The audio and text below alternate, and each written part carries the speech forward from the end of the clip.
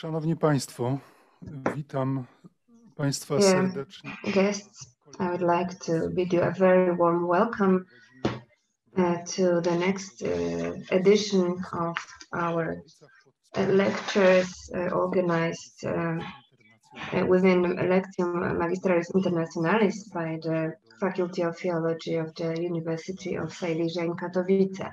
And first of all, I would like to address our main guest, Professor Pasquale Ferrara.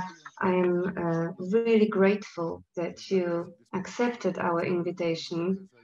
We do realize that you are extremely busy with a lot of things, and we are really happy that you are here with us today. I would like to greet all of those who are here in front of their computers. Over 160 participants registered, and well, I'm not surprised.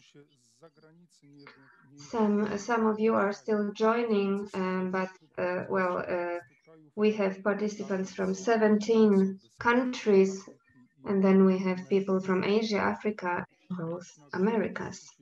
And there is also quite a big number of participants from the Philippines, persons from Taiwan, and I would like to greet you warmly, all of you.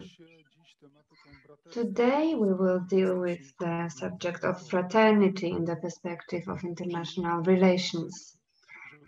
And let's assume first that we have we managed to provide a symbol.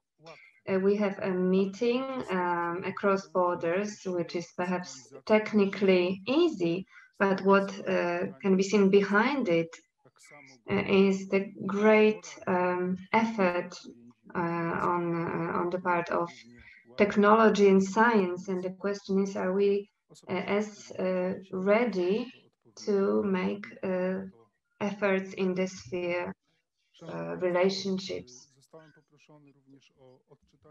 Ladies and gentlemen, I was also asked to read out greetings to the participants of our webinar from our great Chancellor of the Faculty of Theology, Metropolitan Archbishop Wiktor Skworc.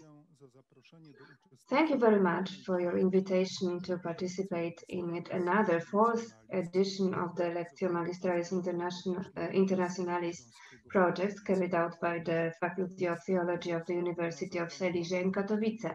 Unfortunately, due to the priorly planned plenary meeting of the Conference of the Bishops of Poland, I cannot participate in the webinar, and as a great Chancellor of the Faculty of Theology, I would like to greet all the organizers and participants of the meetings, and I would like to address my words of recognition and gratefulness to Professor Pasquale Ferrara, Ambassador, the General Director for Politics and Security of the Ministry of Foreign Affairs of Italy, the Professor of Diplomacy and International Relations, who will share his knowledge today with us. I would like to thank all the lecturers from Poland and abroad, and the subject suggested, fraternity as a political principle, pertains to current matters that are faced both by Poland and other countries of Europe and the world. And it's an attempt to take the perspective of Pope Francis's teachings explained in his encyclic Fratelli Tutti. And I would gladly go through the materials, the content, and the conclusions from your meetings after it is completed. Thank you very much, Professor. Ladies and gentlemen, professors, guests, I'm really happy that I'm here today, especially because Lectio Magistralis Internationalis became one of the biggest projects of this sort organized by our university. And today's discussion is the best proof of the fact that Lectio Magistralis became an academic event on a global scale. And well, the proof is not only in the number of participants and the number of countries they represent, but also by the presence of such a renowned guest and lecturer, Professor Pasquale Ferrara, whom I hereby welcome cordially, to our university, although where we are not really physically there. I would like to welcome Professor S, an authority in the area of diplomacy and international relations. We are really satisfied and honored that we can have you here as a speaker at our webinar organized by the Faculty of Theology of our university. I would also like to welcome all our participants. Thank you for accepting our invitation, and I'm doing it on behalf of Professor Ryszard Koziołek, the rector of the university, who greets you cordially on behalf of our university and himself.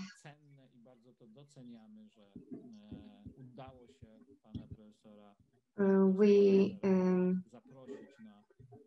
are really happy that we managed to invite Professor Pasquale Ferrara to today's meeting, and well, the proof of how much we appreciate this possibility to meet Professor. The proof is that I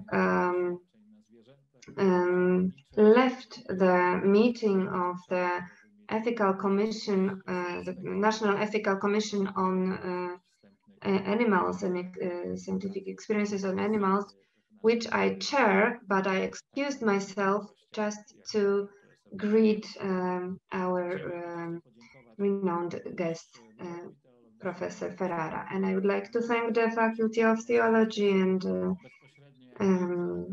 the dean of the faculty, who was very much involved in the organization of this meeting, Reverend Ledwoń, Dr. Kozubek. I know how involved you were in making the Lectio Magistralis Internationalis recognized as a project, and so that we can have a real intellectual feast. So I'd like to thank our organizer for this. Dear guests, I know that Professor Ferrara's time is very precious, so without further ado, I would like to bid you a fruitful discussion and an interesting meeting. And once again, I would like to thank our guests and all the participants for being here today. Thank you for your attention. Thank you very much, Rector, for the invitation, and I would like to emphasize that we have a great cooperation with the university in promoting international cooperation. Now I would like to pass the microphone to Dr. Mariola Kozubek, who will guide us through today's meeting. And there's one more guest, please.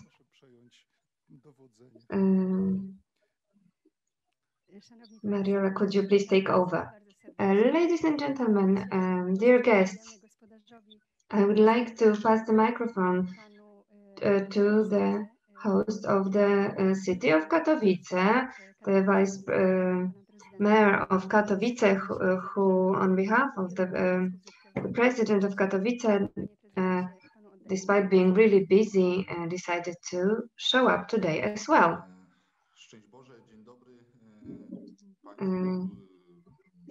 Good afternoon, ladies and gentlemen, Your Excellencies, professors, dear guests of this event. On behalf of the president of Katowice, Dr. Marcin Krupa, and myself, I would like to greet all of you, the representatives of the city authorities. Are always happy when things matter, when there is a discussion on important matters. Katowice is a city which has always held dialogue dear. We want to provide a space for dialogue, for looking for new solutions, and we are really happy that it is in Katowice where the cross-religious dialogue is being held, where we cultivate very positive Polish-Hungarian relations, where the word brother or fraternity has a special meaning, where we remember God and history together. The post-pandemic times are the times which become this special moment where we should think about the meaning of mutual relationships, and we realize that this is when we need a lot of empathy for other human beings. We need openness, we need dialogue, we need fraternity. Fraternity is something really special in international relations. It stems from a long-lasting tradition, and fraternity is a special form of relationships where each party can count on the other in difficult moments.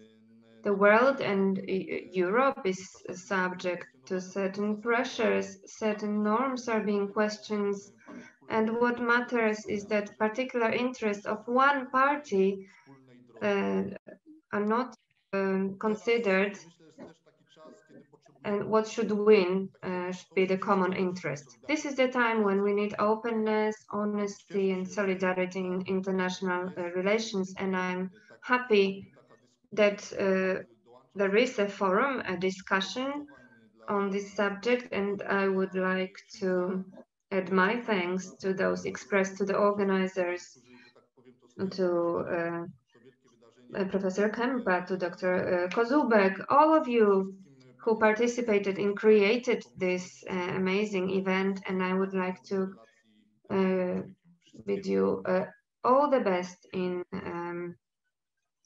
developing relationships with other humans. Thank you very much for the greetings. And now I will officially pass the microphone to Dr.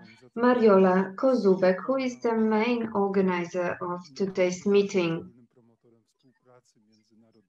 and who is who promotes international cooperation in our faculty. Ladies and gentlemen, I would like to thank all the speakers who have just greeted you, and I think that the subject is really reflected in your presence here and in your in the fact that you wanted to show up here. I was mentioned alongside with Dr. Ledwoń, but I'd like to say first of all that the whole event was created in a team with our PhD students, with other students who are interested in promoting international contacts, and I would like to create a group of students in the Philippines. Of course, I'd like to mention all of the countries that are present here, and I hope that in the second part of the meeting you will have the opportunity to be more present. And I would like to explain that this webinar has a hybrid formula. In the first part of the session, you can only listen and watch the speakers, but in the second part, you will be able to participate in the discussion. All of you have received the program. In the first part, we will have a master lecture by Professor Pasquale Ferrara. And then we will have 3 brief speeches by 3 persons, Ambassador Reka Szemerkenei, Professor Krzysztof Bielecki, and Reverend Mirosław Tykwer. Next, we will have a break, and then we will have a discussion in which everybody will be able to participate. Ladies and gentlemen, the time is running, and first of all, I'd like to express my thanks to Professor. When I read through your bio yesterday, I was wondering whether time passes differently in Italy. But to the point, ladies and gentlemen, Professor Pasquale Ferrara was born in Caserta in the Campania region in Italy in 1981. He graduated from political studies in the Napoli University, and in 1984 he began his career in diplomacy. And it is impossible to name all the roles of Professor throughout those years. He has experience in international relationships, diplomacy. His career as a diplomat began in the Ministry of Foreign Affairs in Italy, first in the General Directorate for Immigration and Social Matters, and then in the Minister's Cabinet. Later on, Professor Ferrara was the advisor to the President of Italy. Next, he was moved to the embassy in Santiago. In 1992, he became a consul in Athens. In 1999, Professor Ferrara joined the permanent representation of Italy to the EU, where he remained to 2002, where he became the first counselor in the embassy in Washington. In 2016-2020, Professor was the ambassador of Italy in Algeria, and then the special envoy to Libya. 2 weeks ago, the Minister of Foreign Affairs and International Cooperation, Luigi Di Maio, bestowed the professor with the function of a General Director for National Politics and Security. And what was surprising was the reaction of Professor on the homepage of the university, where he lectures. Professor said it's a new task which I have to carry out with the ability to listen and with delicacy in order to be able to carry out my mission. Professor specializes in the theory and practice of international relations, peace studies, and Mediterranean studies. His academic work pertains to culture, religion, and identity in international relationships, with a particular focus on the Arabic and Islamic world and the Mediterranean area. As the Director of Political Planning in 2009-2011, Professor launched a new program on religion and international relations for practitioners and academics, where reflection documents were drawn up. Professor has authored over 100 publications, including 11 monographs, 17 chapters, and dozens of articles. And in the context of today's subject matter, it is worth mentioning his publications such as Religions and International Relationships of 2014, The World of Francis Bergoglio and International Politics of 2016, and his last publication from last year, the Mediterranean and International Relations, published in 2020.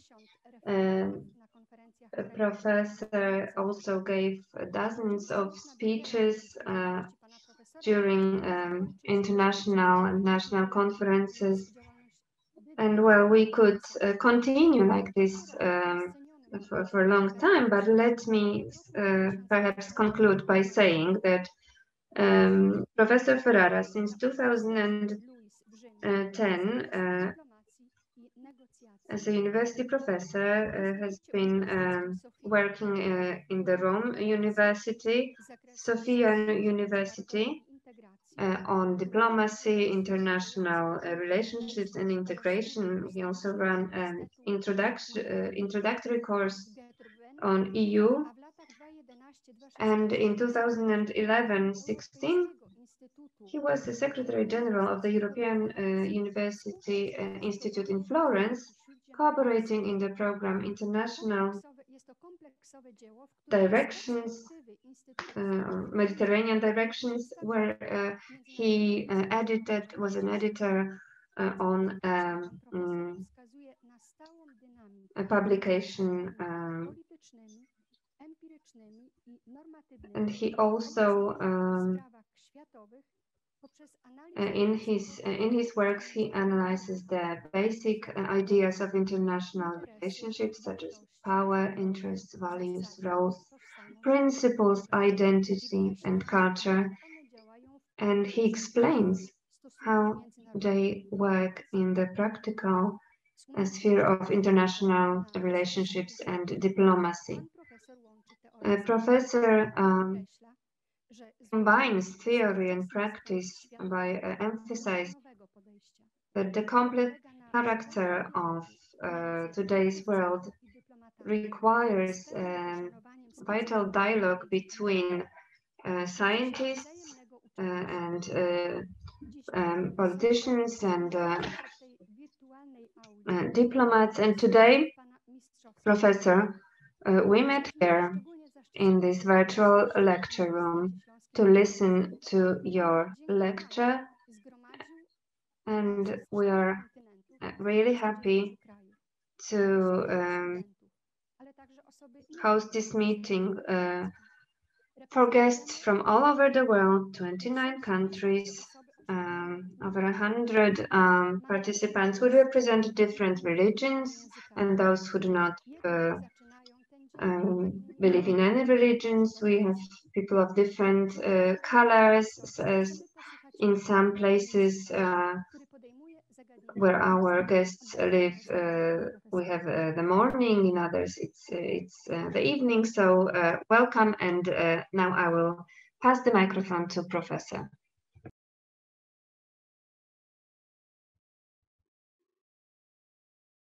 Thanks a lot, Rector and professors and everybody for this invitation. I'm deeply honored to be with you today.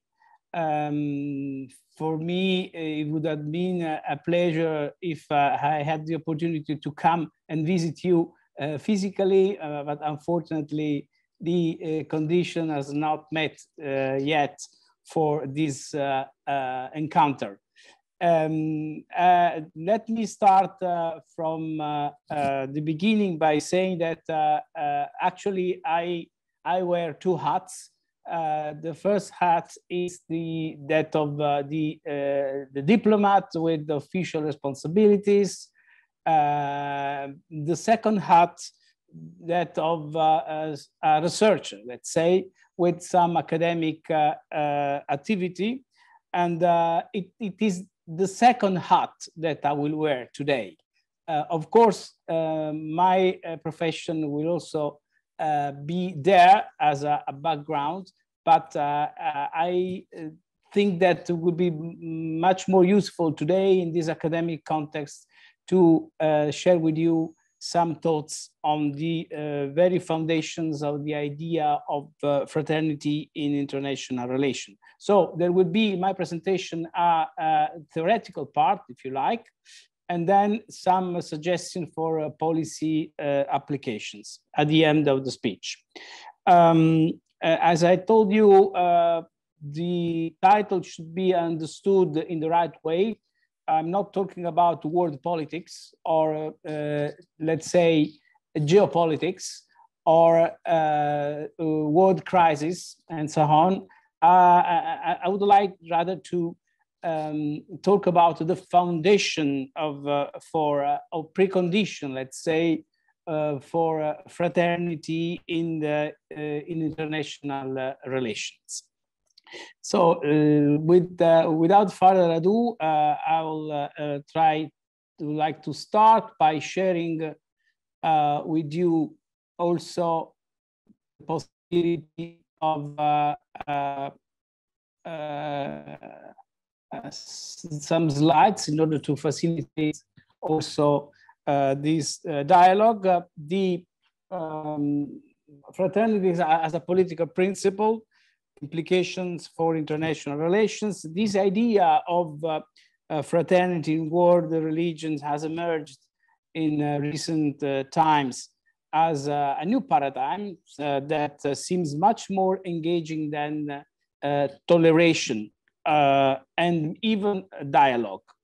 There is some sort of fraternal turn in politics, and I would say also in theologies, but this is not sufficient per se, because we need to conceptualize the notion of fraternity beyond its original religious declination.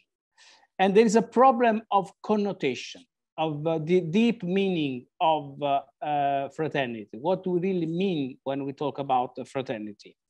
It is not simply a relation of quality among individuals, and this needs to be clarified in order to avoid any hermeneutic misunderstanding.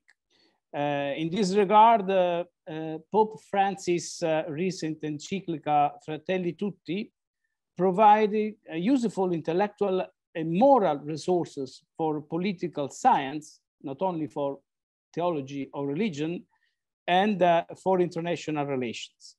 What we have to bear in mind is that fraternity per se is not a self-executing political principle. It needs to be translated in real policy options, public policies, institutional arrangements. In addition, on an interpersonal level, even when fraternity is framed as a sort of religious assumption, fraternity is rarely spontaneous. Fraternity always requires an explicit option, a deliberate choice. As an American author puts it, becoming brother amounts rather to a revolution. I will touch upon two fundamental pillars in my presentation. The first is the idea of social friendship, socialization of fraternity, and the universal fraternity, which is the universalization of fraternity. Now, you find these two concepts used with similar but not identical meaning in Pope Francis' encyclica Fratelli Tutti. in an initial reading, social friendship seems to refer mainly, let's say, to domestic policies. And for instance, the effort in a country to eliminate inequalities through the special bonds that unite citizens in national institutions. So in this meaning, social friendship is understood as a feature of specific and territorial polities, our nations, our everyday life as citizens. By contrast, universal fraternity implies some sort of broader embrace beyond national and communitarian boundaries, and as such seems to be maybe less compelling, less operational, is not per se a principle of a concrete international politics. Now, this is the general idea, but however, this is not what Pope Francis means when he talks about fraternity. Fraternity is a social practice rather than a metaphor. In particular, it would be wrong to assume that social friendships implies operational proximity, whereas universal fraternity takes the form of elective proximity. Let me explain. Operation proximity means that we care for our neighbors in our community. We have national policies for the poor, for people in a situation of unemployment, and so on. Whereas elective proximity is when we consider the situation of people and persons living outside national borders. Now, this interplay between the local and the universal is fundamental in order to grasp the potential political asymmetries between social friendship, which seems to be very concrete, very practical, and universal fraternity that is not so compelling. In Pope Francis' vision, love is what rather connects social friendship and universal fraternity. A love that is capable of transcending border as the basis of what in every city and country can be called social friendship. Genuine social friendship within a society makes true universal openness possible. This is in the words of Pope Francis in the Fratelli Tutti. Universal fraternity and social friendship are closely associated. Universal fraternity and social friendship are two inseparable and equally vital poles in every society. To separate them would be to disfigure each and to create a dangerous polarization. This against in the words of Pope Francis. Moreover, universal does not refer solely to a spatial dimension. It is clearly demonstrated in Pope Francis' reading of the parable of the Good Samaritan. So you need to become a neighbor, not only to, in the case of Good Samaritan, to an absolute stranger, but also to a person belonging to a group considered impure, detestable, and even dangerous. In a way, fraternity is not only a religious assumption. Regardless of the specific context, it always implies, as I said, an election, a choice. Now, I will try to elaborate on this distinction, connection between social friendship and universal fraternity in the light of some seminal contribution from contemporary political philosophy. A powerful connection exists between the two concepts, leading to the practice of inclusive citizenship, an idea that is broader than mere nationality. Finally, I will make the case for thinking ecologically in discussing the implication of fraternity for a truly planetary politics in the context of a global environmental crisis and the current pandemic, which have both shown the relevance of the new paradigm of fraternity and the need for a policy of interreligious engagement aimed at building new forms of inclusive citizenship.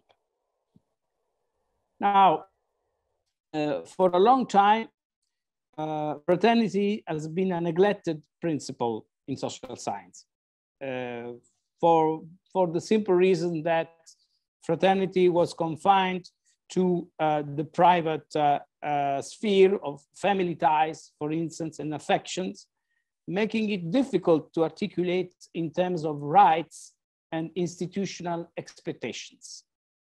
And there are some critics that have also emphasized the dark side of fraternity by stressing the danger of an attitude of closure and exclusion, as well as stories of envy, conflict, hate, and harsh competition between brothers. And for instance, the tragic biblical and Quranic story of Cain and Abel, beyond suggesting that any homicide is ultimately a fratricide, shows that fraternity is not merely a natural bond, but requires responsibility and openness. For Marx, for instance, fraternity is a sort of sentimentalism. It shows passivity and acquiescence towards the status quo, contrasting with the strong real brotherhood of proletarians in the class struggle.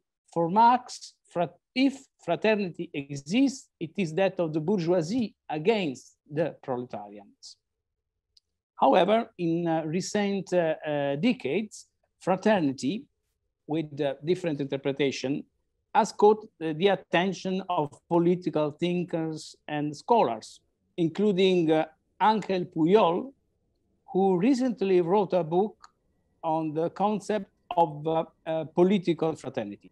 According to Pujol, fraternity becomes a political idea when the national bond between equals who mutually help each other is introduced, or attempts are made to introduce it, into political institutions, laws, and practices. Fraternity as a civic idea is then to be clearly distinguished from the more popular concept of solidarity, and this is a key point, for at least two fundamental reasons. First, unlike fraternity, which aims at substantial equality, which is the basic meaning of being brothers, solidarity does not require removing the structural inequalities present in a society. Whereas fraternity demands that fraternal individuals treat each other as equals, just as ideally the sisters and brothers of a family are equals, solidarity does nothing to eliminate social and political relationships that are asymmetrical and subordinate. In other words, fraternity, compared to solidarity, has an emancipatory function. And this is a key point. The concept of emancipation, which is embedded in the notion of fraternity. The political idea of fraternity assumes as one of its characteristic goals emancipation from all forms of servile relations, tutelage, or compassion between the members of the community. Whereas solidarity does not necessarily include this emancipatory ideal. The main goal of social friendship is to make possible integral human development that goes beyond the idea of social policies being a policy, just a policy for the poor, but never with the poor and never of the poor. adding to this idea of emancipation and accomplishment embodied in the concept of fraternity, Pope Francis articulated a further dimension, that is the right, and I would say the capability to differ. Pope Francis says that while solidarity is the principle of social planning that allows the unequal to become equal, so social planning, fraternity is what allows the equal to be different people. Fraternity allows people who are equal in their essence, dignity, freedom, and their fundamental rights to participate differently in the common good according to their abilities, their life plan, their vocation, their work, and their charism of service. This in the words of Pope Francis, which is very important central concept, differentiation in equality.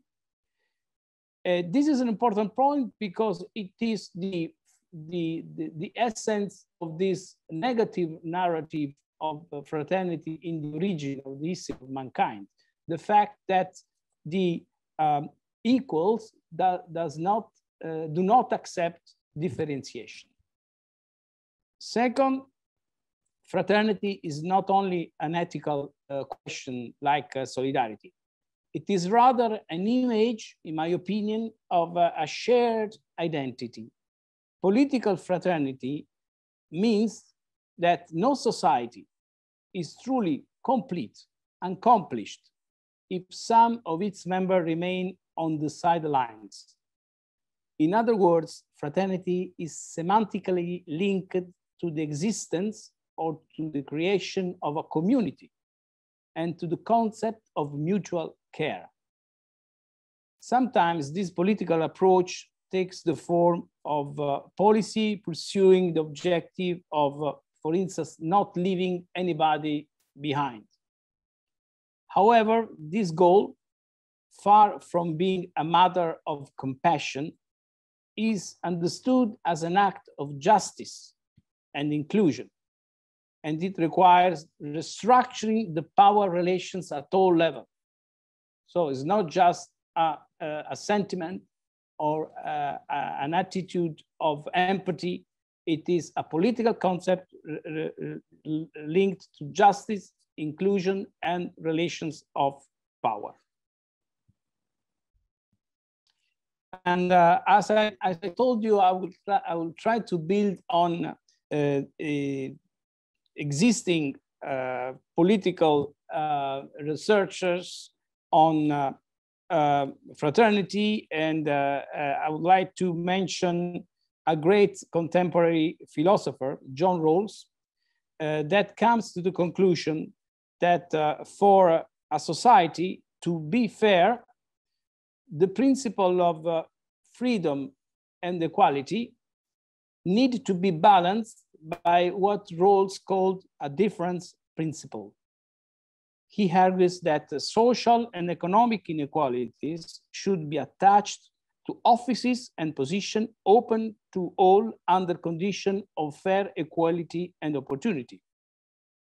Rawls thinks that it must be justified by the fact that these differences are to be to the greatest benefit of the least advantaged member of society. Rawls believes that the difference principles provide an interpretation of the principle of fraternity, insofar as it corresponds to the natural meaning of fraternity, namely the idea of not wanting to have greater advantages unless this is for the benefit of others that are less well off. Now, by incorporating the difference principle into the notion of fraternity, the latter is not an impractical criterion. This will lead, in Rawls' intention, to the operationalization of the concept of fraternity, although in Rawls' political philosophical system, the different principles is not included in what he calls the constitutional essential, but it is rather part of the institutions of distributive justice. In other words, social friendship and care for a marginalized person can be read as describing what Michael Walzer, another important political philosopher, calls the thick morality of an individual society, implying some consensus on distributive justice and some degree of cultural self-identification, because moral terms have minimal and maximum meanings. And as Michael Walzer says, we can give thin and thick accounts of them, and the two accounts are appropriate for different contexts, serve different purposes.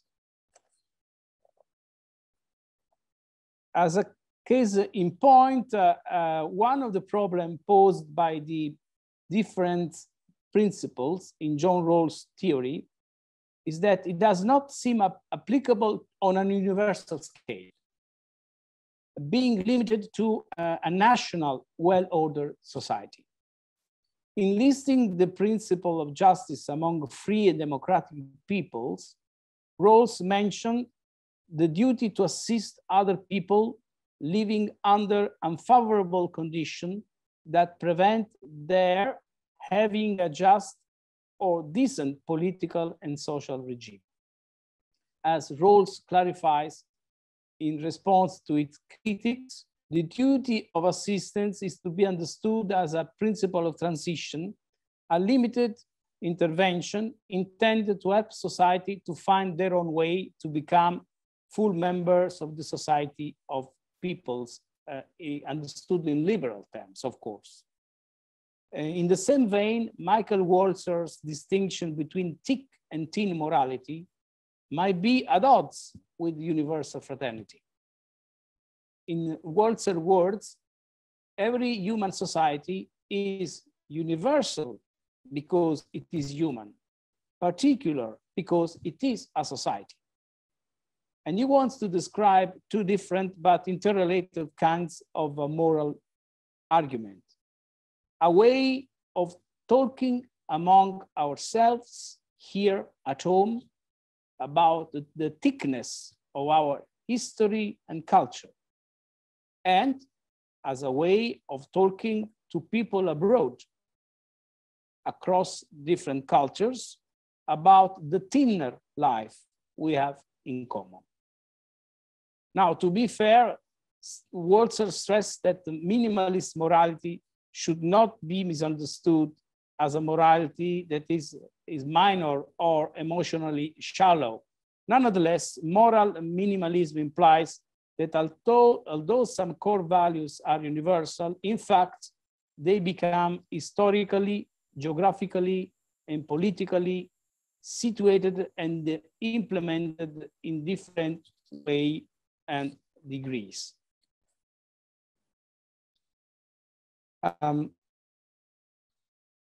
To a certain extent, the idea of universal fraternity in Pope Francis' approach and the interpretation of the main world religions represents the universalization of fraternity in a manner similar to the socialization of fraternity embodied in the notion of social friendship.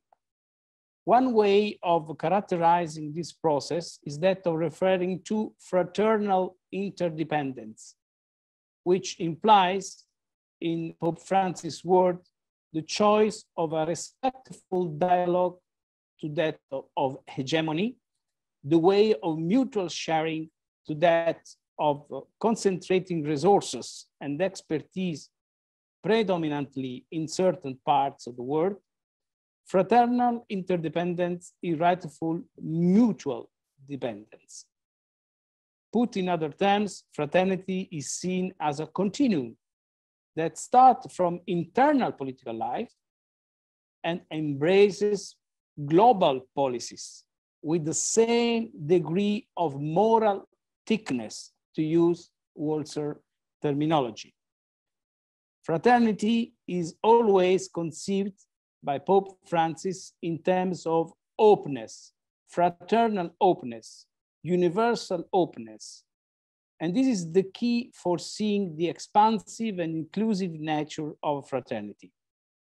Another political philosopher wrote about the encyclical Fratelli Tutti that Pope Francis' philosophical anthropology sees us as realizing more fully our humanity through contact and exchange with people and cultures beyond our original comfort zone. In the preamble of this historical declaration for human fraternity, for world peace and living together by Pope Francis and Grand Imam of Al-Azhar, Ahmad Al-Tayyib, there is a list of initiatives of caring for others that have a clear transnational nature. Innocent human life that God has forbidden to kill. The poor, the destitute, the marginalized, orphans, widows, refugees, and those exiled from their homes and their countries. All victims of wars, persecution, and injustice. The weak, those who live in fear, prisoners of war, and those tortured in any part of the world without distinction. And people who have lost their security, peace, and the possibility of living together, becoming victims of destruction, calamity, and war. Fraternity would imply, following this document structure, the Declaration on Human Fraternity, I mean, not just manifestation of goodwill and religion and political leaders being predisposed to dialogue, but profound changes in domestic and international politics. In the Encyclica Fratelli Tutti, there is what I call an ethical isomorphism between domestic politics and world politics. And this is expressed in a very explicit way. No one then can remain excluded because of his or her place of birth, much less because of privileges enjoyed by others who were born in lands of greater opportunity. The limits of borders of individual states cannot stand in the way of this. Now, this higher moral standard constituted per se a challenge, not only to global governance, but also to a political theory and these underlying Westphalian assumptions based on the idea of nation state. Let's elaborate more on these key points. It seems to me clear that to better clarify the maximalist, minimalist dichotomous approach to morality, it is paramount to distinguish between what we can call foundational universalism, which is the cosmopolitan idea of the equality of all human beings that does not translate immediately in policy choices, and functional universalism, the actual entitlement to all human beings to be treated as equal. Minimalist morality corresponds to foundational universalism, whereas functional universalism requires a stronger commitment based on maximalist morality.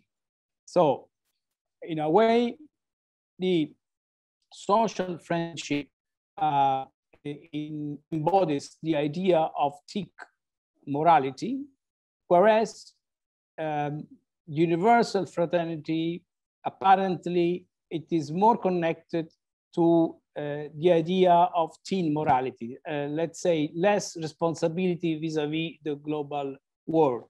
But this is not the case in the idea of Pope Francis, and we will see in a while also in the approach of many contemporary religions and theologies. Now, whatever we may think of the solidity of this construction between thick and thin morality, between foundational universalism and functional universalism, there is one aspect of universality that would prove that thin morality would not serve the cause of an empirical universalism. For instance, the environmental crisis. To start with, in recent religious reflections, reference to fraternity is not limited to human beings. In 2000, Pope John Paul II talked about the opportunity to rediscover kinship with the earth, adding that if nature is not violated and degraded, it once again becomes man's sister. It is worth noting the interest concept of sorority here instead of fraternity. New eco-theologies have emerged in several religious traditions: Catholicism, Lutheranism, Orthodoxy, Islam, Judaism, adding to the holistic view of nature already embedded in the Oriental religious world, Buddhism, Hinduism. The idea of a socio-natural complex in the debate on the global environment implies the need to extend fraternity to the relations between humankind and the earth, or rather between humanity and the planet. As Pope Francis clearly states in the extraordinary encyclical Laudato Si', we have to realize that a true ecological approach always becomes a social approach. It must integrate question of justice in debates on the environment, so as to hear both the cry of the earth and the cry of the poor, the cry of the earth and the cry of the poor. This planetary thinking increasingly generates cross-fertilization between different forms of knowledge. For instance, politics from one side, theology on the other side, economics and religion. New brands of theological studies are flourishing, as in the case of eco-theology. The German evangelical theologian Jürgen Moltmann argues that we need invincible love for the earth to counteract its destruction. The document Manifesto the Earth Charter, whose main inspiration is the eco-theologian and essayist Leonardo Boff, argues that humanity is part of a vast evolving universe. Earth, our home, is alive with the unique community of life. The protection of Earth vitality, diversity, and beauty is a sacred trust. In 1997, the Orthodox Patriarch Bartholomew I defined any crime against the natural world as a sin. Interreligious dialogue on climate justice and sustainability has been underway for some time now in ecumenical and interreligious circles between global religions, in particular Christianity and Islam. In Judaism, contemporary reflection on the environment is now consolidated and articulated, including using ancient biblical teachings, such as the obligation for men to cultivate, in Hebrew, abad, work, serve, and to guard, shamar, which also has the meanings of preserving, watching over, observing the Garden of Eden. For their part, Islamic environmentalists emphasize that what God has entrusted to humanity is not dominion over creation, but rather management, khalifa. Such a concept implies collective responsibility. Now, this brief excursus on the interrelation between humanity and the natural world as seen by global religions is now also a central theme in theology and spirituality. Alongside the necessary and indispensable dimension of universal fraternity, I mean universal fraternity among all human beings, the idea of creatural fraternity takes shape, including the whole natural world. Moreover, in Laudato Si, Pope Francis states that the sense of fraternity excludes nothing and no one. Humankind needs once again to speak the language of fraternity in its relationship with the world. Now, this is a truly comprehensive and holistic understanding of universal fraternity. Let's switch to the other policy implication of functional universalism in a post-pandemic world. Now, the pandemic has clearly shown the importance of a new paradigm of fraternity. During this World Health Crisis, we have witnessed the limit of the teen morality, in Walzer words, associated with foundational universalism.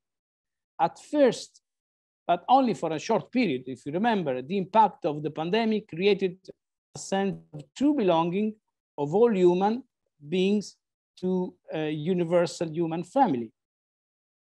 But after that, this shared feeling did not translate into a true social friendship, at least in two defining moments of the global pandemic: the uneven distribution of protective masks in 2020 and the vaccine nationalism in 2021.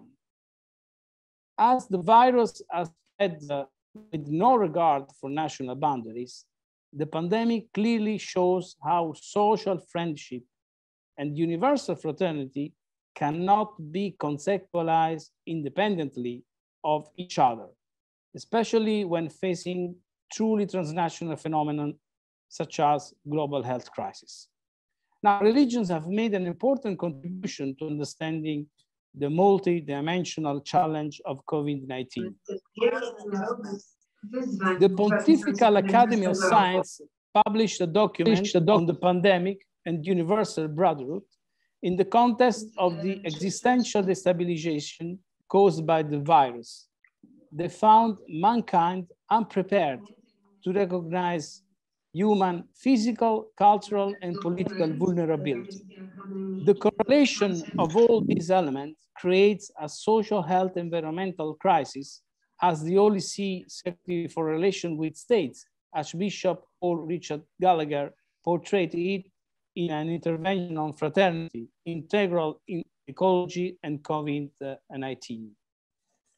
A group of prominent Muslim scholars and thinkers issued a declaration on human solidarity initiative against the coronavirus pandemic, which reads, "The here and now is a truly encouraged moment for the humanitarian side of religion to come to the fore, and a moment conducive for the development of a civilizational discourse anchored in the shared value of humanity.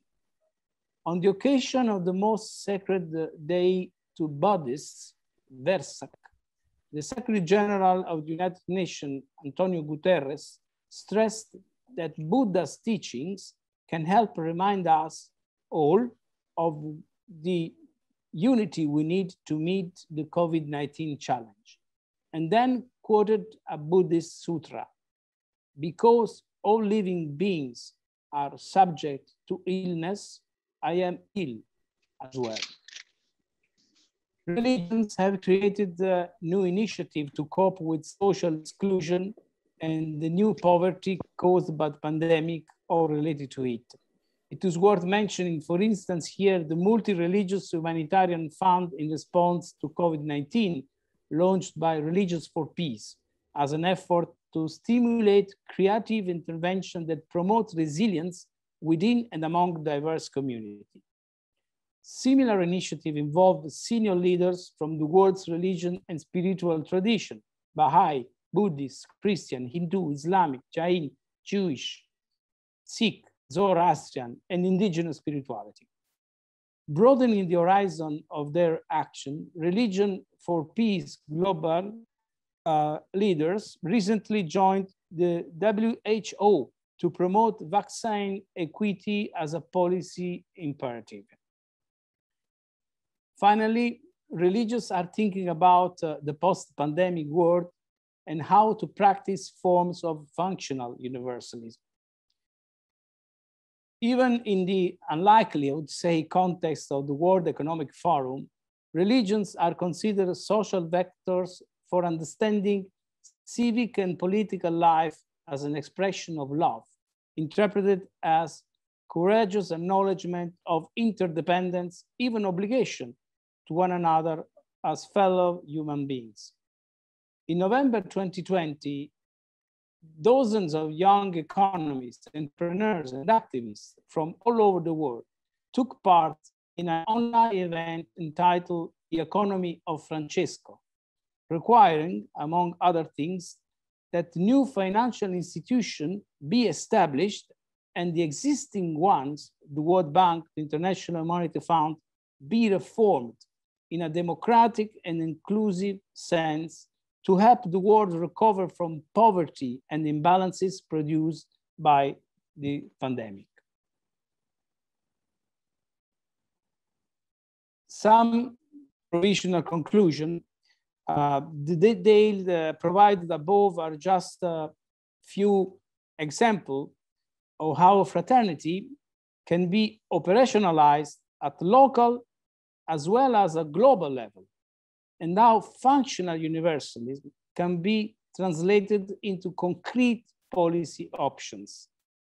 New creative form of interreligious engagement and partnership between government, international organizations, and religious actors inspired by the vision of universal fraternity and social friendship, I have argued, might have considerable policy implications, both domestically and internationally, and may lead to new practices of inclusive citizenship, an idea broader than mere national citizenship, and more fitting in the new world order to come. Thank you for your attention. Dziękujemy, panie profesorze, za niezwykle interesujący wykład. W tym momencie poprosimy kolejny... Thank you, Professor, for this interesting lecture, and now I would like other representatives of academia to share their reflections on the professor's speech. And I would like to first ask Her Excellency Ambassador Reka Szemerkeni.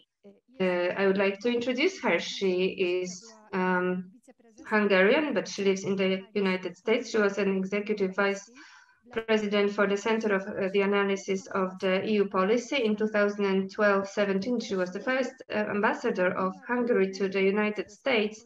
And prior to that, she was the main advisor on security to the Hungarian president. She was a Secretary of State and a senior advisor in the Ministry of Defense when Hungary wanted to join NATO.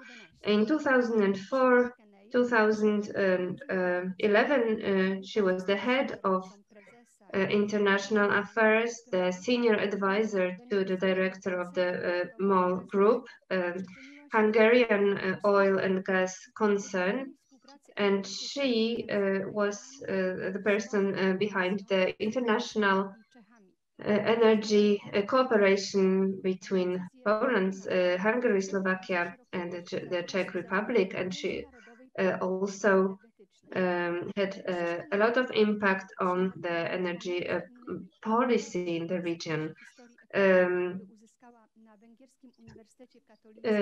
She is a PhD of the Hungarian Catholic University of 2000. She graduated. She obtained her PhD in 2006. She also studied in Washington in the European International Studies University in Nice, and in Budapest. She taught in the Aseri International Relations Center in Milan.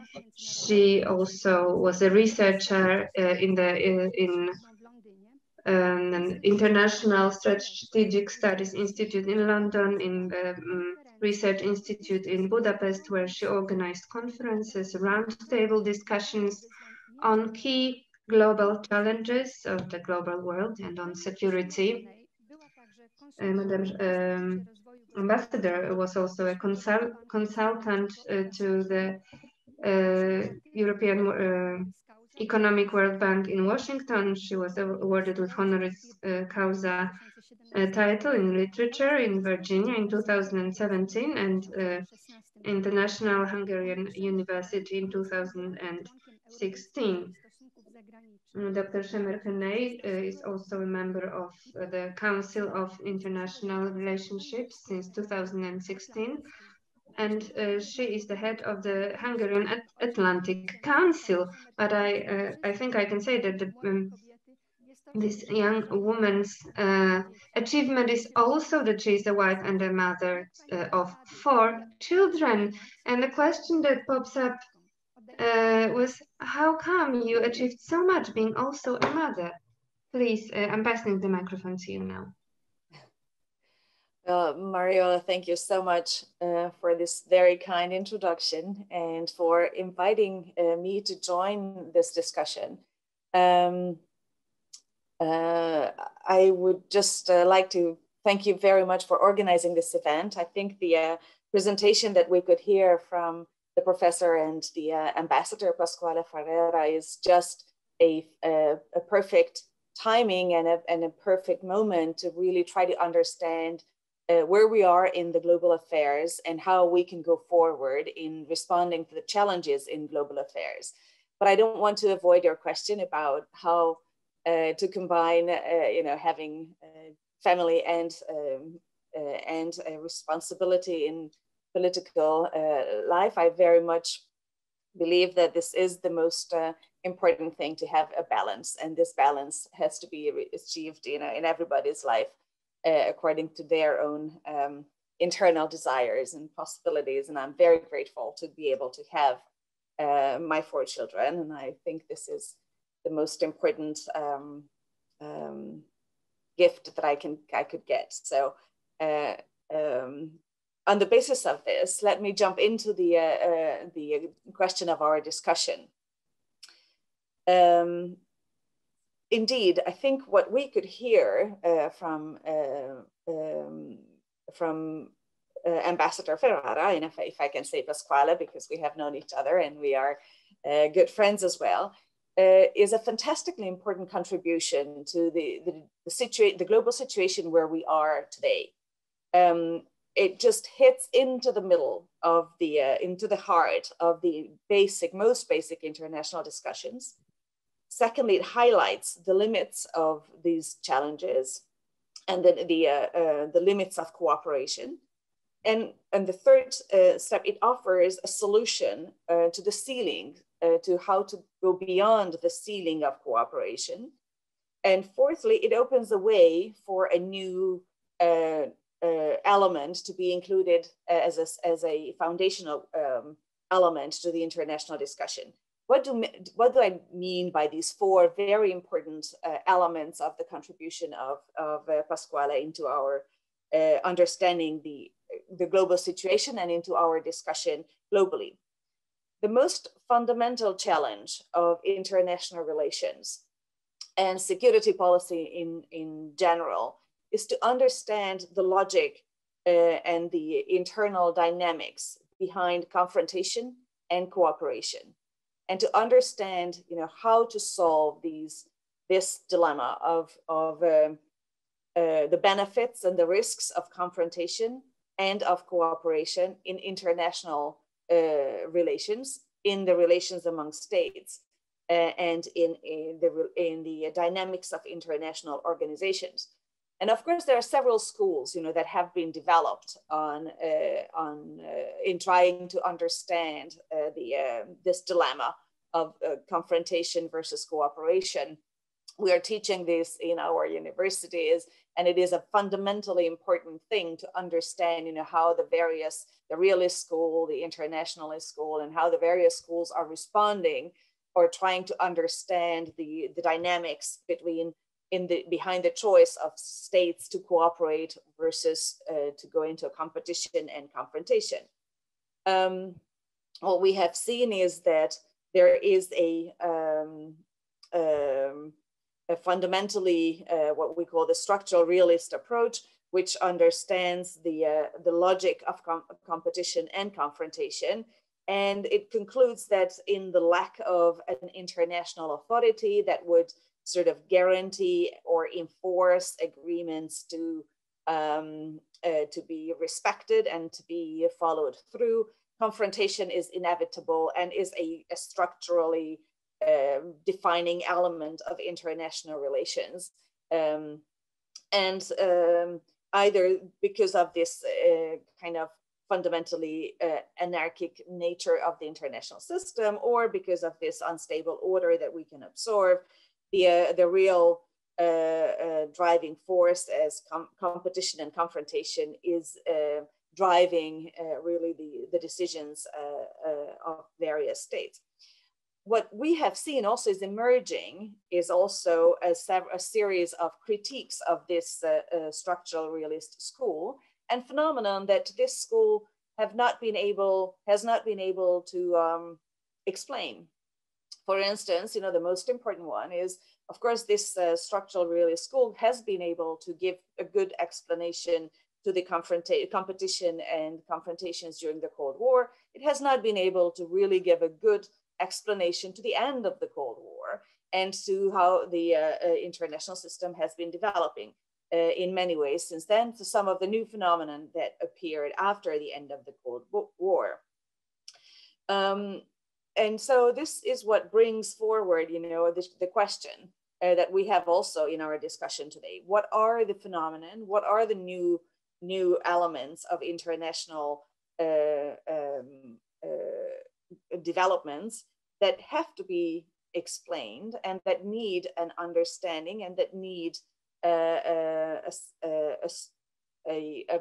principled approach to understanding it.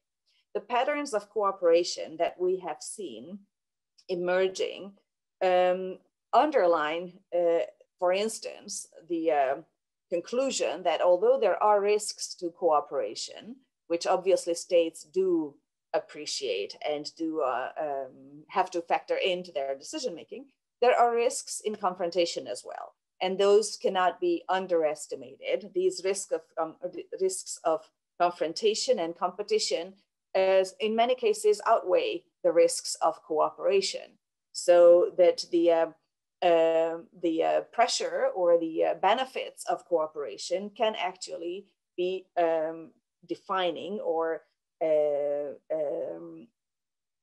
outweighing the other considerations.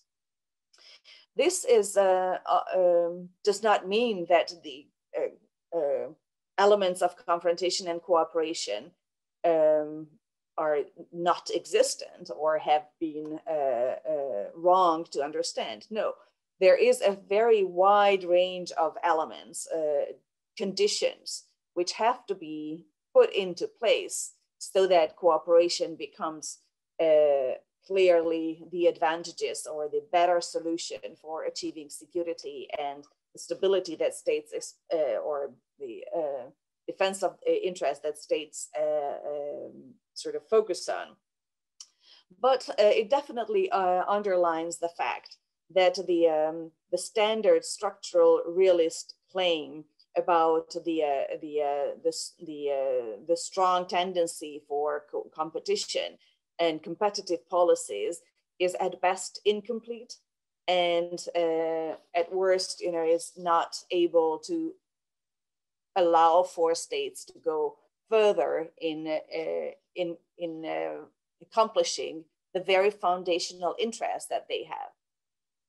So this is why our discussion on fraternity and the analysis of fraternity really hits into the heart of the debate and the discussions in international relations today. What are the conditions? What are the elements that create a framework in which states will continue or will enter into understanding the rationale and the importance of cooperation versus confrontation? It also, by saying that, by analyzing, the differences between fraternity and solidarity that we have just heard from Pasquale, really highlight this very foundational new phenomenon that we could see in international relations, that there is a set of situations in which cooperation will be seen as less risky and more advantageous for states to take up on the agenda. At the same time, the discussion, what we heard, is also highlighting the limits of the cooperation as what we have seen and what we have achieved. There is a cooperation based on solidarity has its very strong limits and very serious sort of ceilings beyond which it is very difficult to go forward. We have seen a number of these of the examples to this in our cooperation inside the European Union. There are ceilings, there are limits to the cooperation as we have established, which highlight the weaknesses of this and which highlight that the need for a new thinking into the cooperative theory or into the cooperative framework of international relations,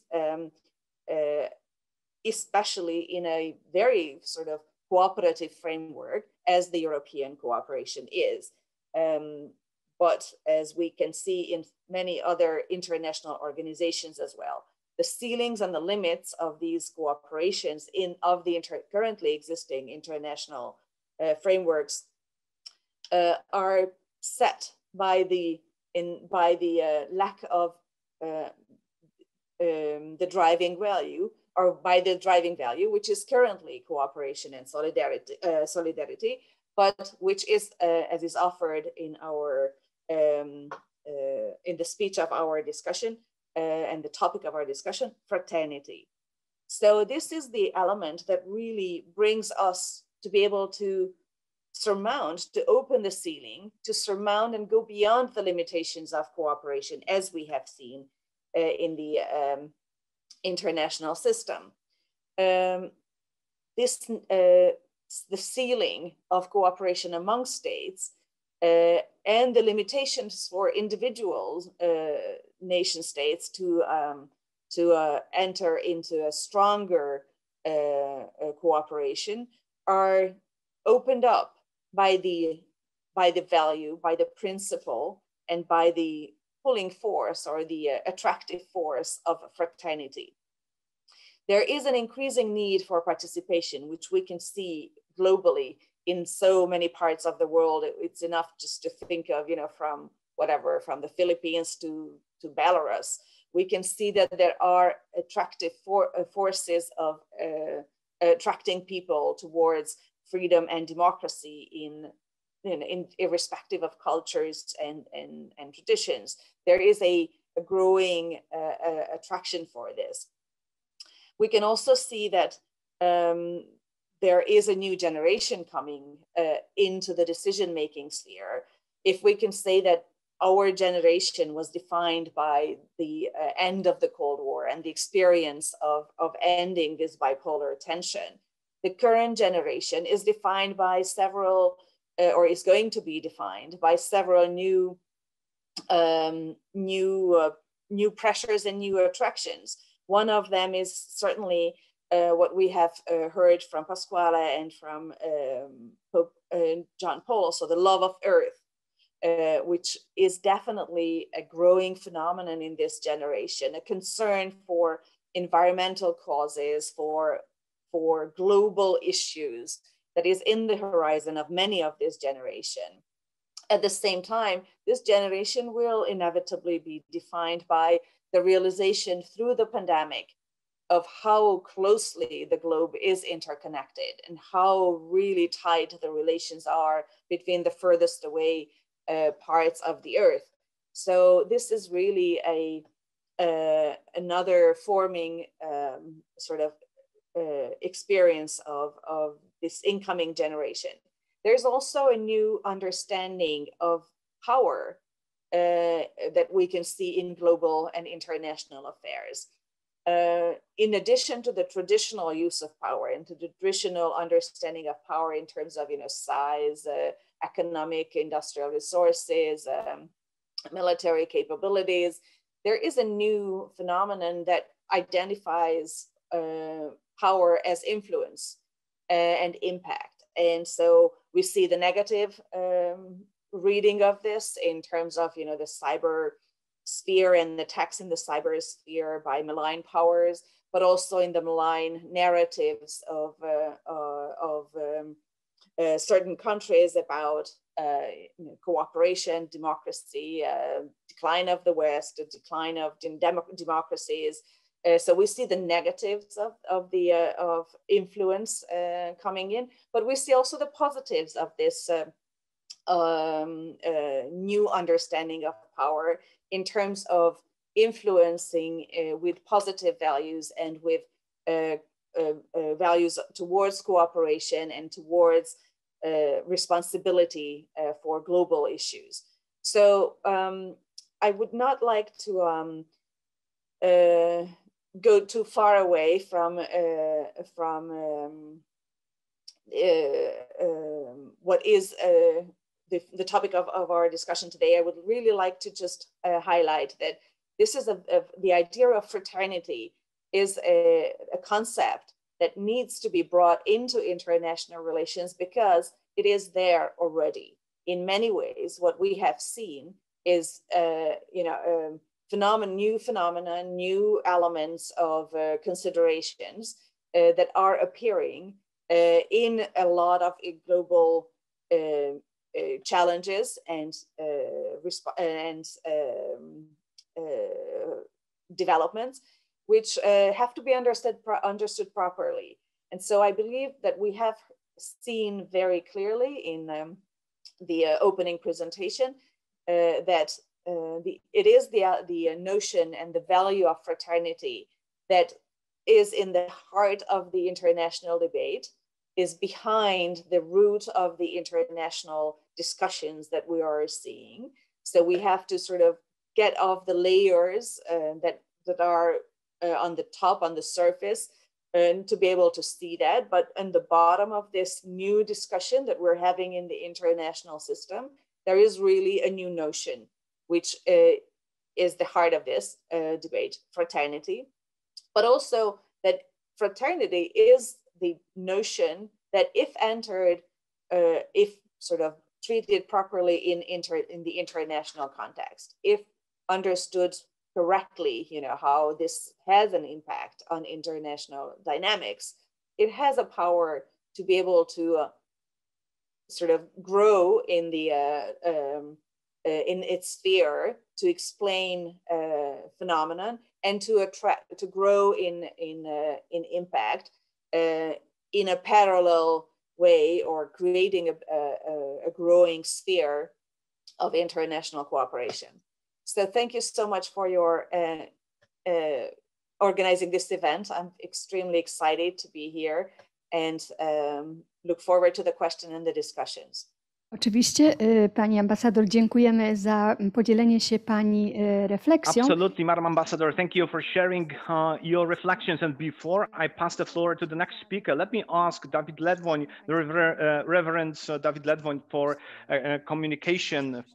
The second part of this meeting with our master and with the speakers will will be just a Q&A session. So let us just invite you using the chat, and please also inform us if you wish to start your cameras, and if you are not happy to do that, our supporters will just read your questions. Thank you very much, ladies and gentlemen. And now let me invite the second speaker, Professor Krzysztof Wielecki, Professor of the University of Cardinal Stefan Wyszyński, and in the Faculty of the Social Sciences, a manager of the social thought in the Institute of the Sociology, where he used to be the director. In 2015, the Pope Francis assigned Professor the member of the Papal Academy of Social Sciences. This is the institution which gathers sociologists, psychologists, politologists, and philosophers. And the goal of this group is to support political studies in the perspective of development of Catholic social doctrine. And the Academy also supports using of this doctrine to modern societies. Mr. Professor Krzysztof Wielecki, by profession, is a sociologist, psychologist, and pedagogist, but he is an expert also in philosophy, economy, and system theory.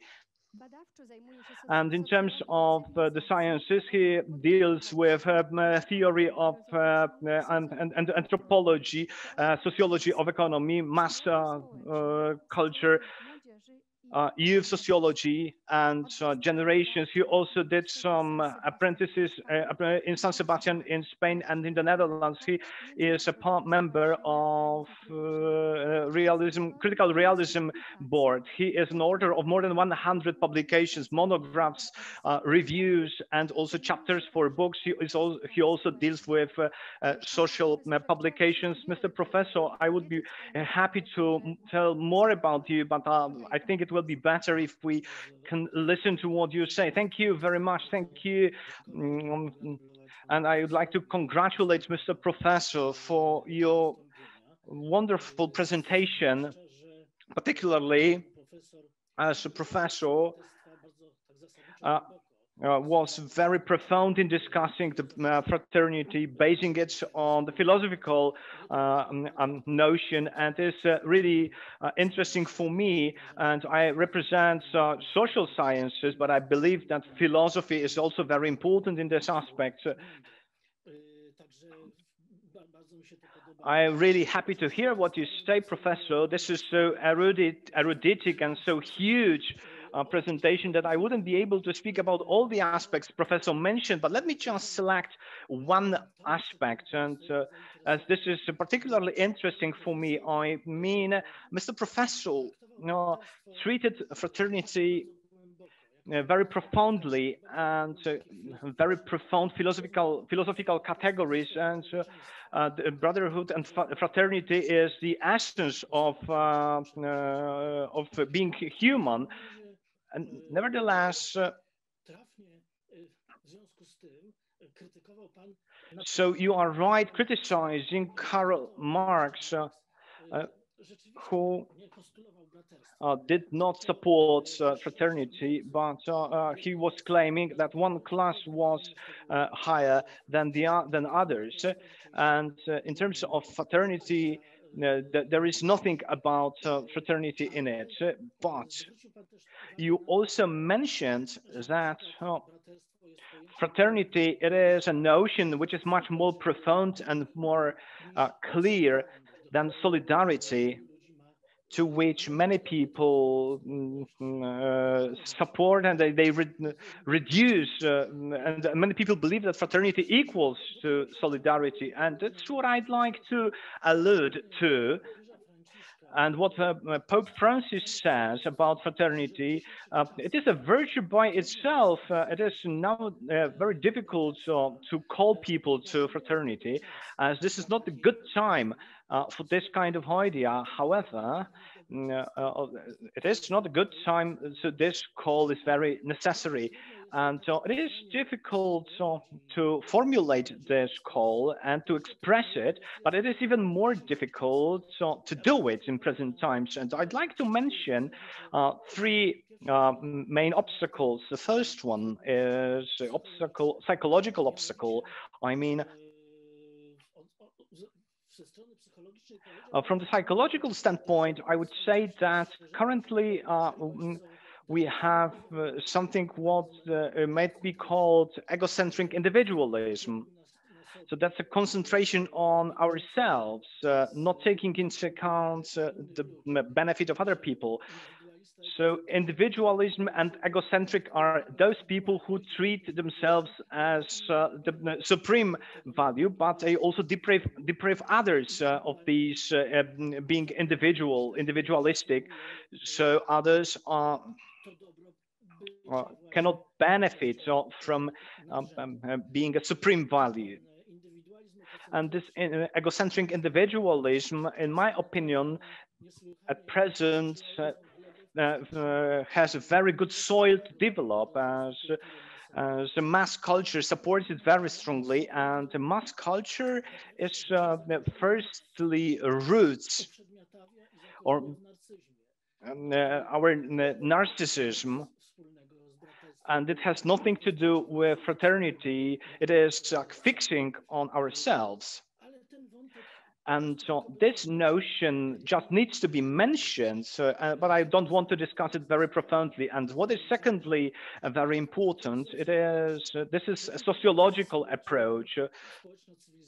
I mean, civilizational and sociological approach. And the call of Pope Francis to fraternity is against civilizational processes which have been carried out for long. Eli Grockheim, you cannot remember this, but in 1917, that was the year of the revolution, of the October Revolution, and he was writing about how a social division of labor that was related with the development of industry, and so how it separates social structures, how it separates people from themselves, and how it makes development of social structure and making people more and more distant. And Girkheim was not against this, but antimism had, and so was against it, and he was showing how civilizational changes, the core of which would be would require isolation, separation of people and social liars from themselves, how this damages the links among people. When I say links, I mean something very profound, not just relations as it is, or interactions as they are called nowadays. This is something what connects people on the entire their entirety of their identity. So this is another obstacle which we are going to face. But there are also many more obstacles. But let me also, so using my time, let me also ask you to concentrate on the economics. And it seems that it is going to be difficult, particularly in the economical politics, to find fraternity. But at the same time, it might be that it is not impossible. And it is also worth to mention that there are some doctrines, economic doctrines or economical theories, which include more or less or exclude the idea of fraternity. If we, for example, concentrate on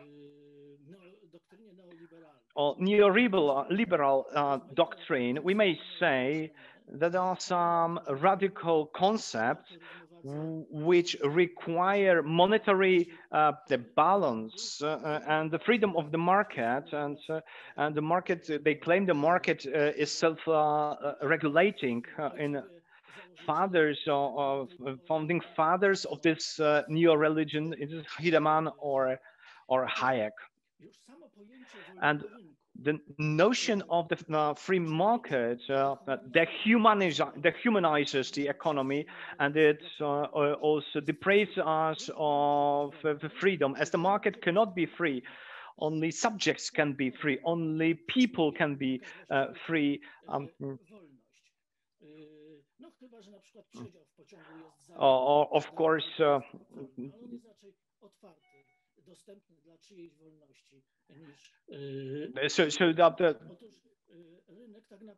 and the market is some kind of space. It is more or less virtual, and there are some subjects which do some exchange there.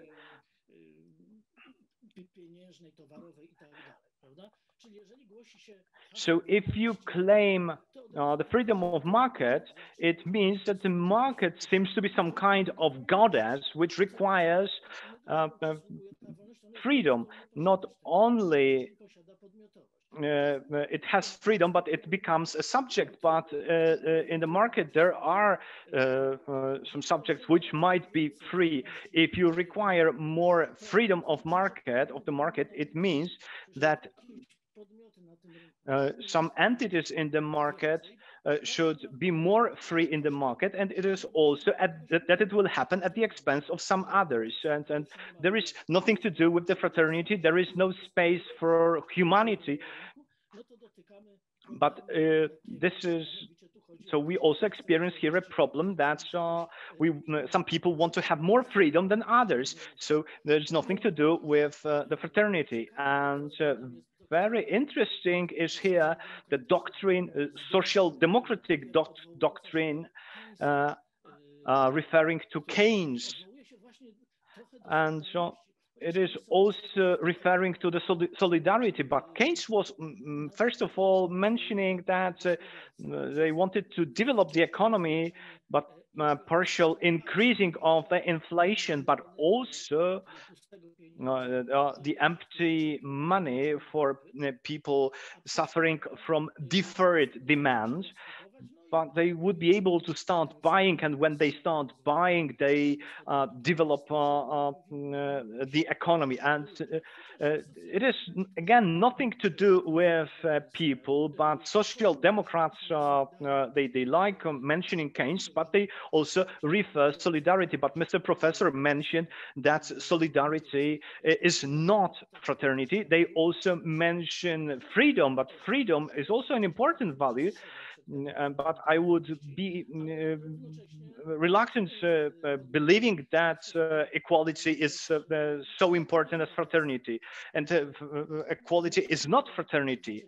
So post-communist doctrine, Piketty's doctrine can also be mentioned here, and as a representative of this kind of doctrine, this is an attempt of creating of Marxism in the 21st century, taking into account whatever has happened in the 21st century, but the core is still the same. Like Antonio Negri would call it a Reich, and other groups like Empire may be supreme over others.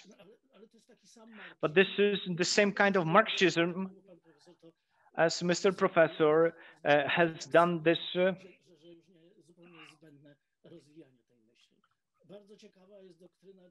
And Justin Fundlin doctrine is also very interesting about the structural economy, which is based on using of local advantages to propose what he calls glass ceiling of the mid-development. And this is a really interesting economic thought. And in some aspects, it might be quite efficient, but it is nothing about the humans. It is nothing about fraternity, but it is about dynamics of development and overcoming some obstacles to development, further development. It is about the equality, about catching up those who are richer. It is about catching up of those who are richer, but those who are poorer. Of course, I have nothing against making poor the rich, but I also would like the rich to stay rich. I'd like everybody to be rich, And I would like everyone to be young and in good health. But of course, this doctrine, this Chinese doctrine, Justin in Funlin is not so much utopian. It has some successes, but also some defeats. And another very interesting attempt of combining of this doctrine with the Keynes social democratic is the Finnish example. And it was discussed in the book titled The Finnish Examples, described by Anthony Hiddens.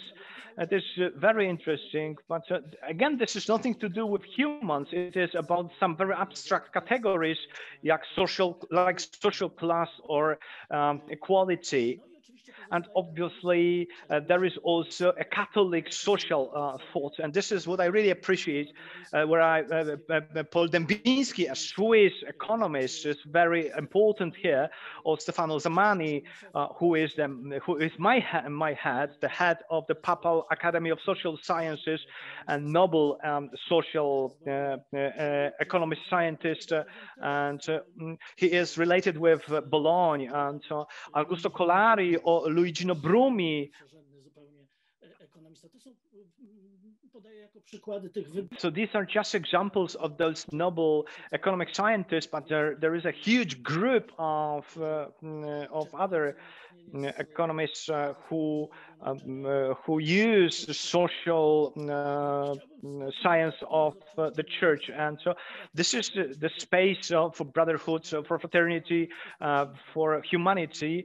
And in other words, if there was no space for fraternity here, we wouldn't be able to say that this is the economy inspired by the social teaching of the church. And I don't think that doctrine is radically separate from all others which I have mentioned.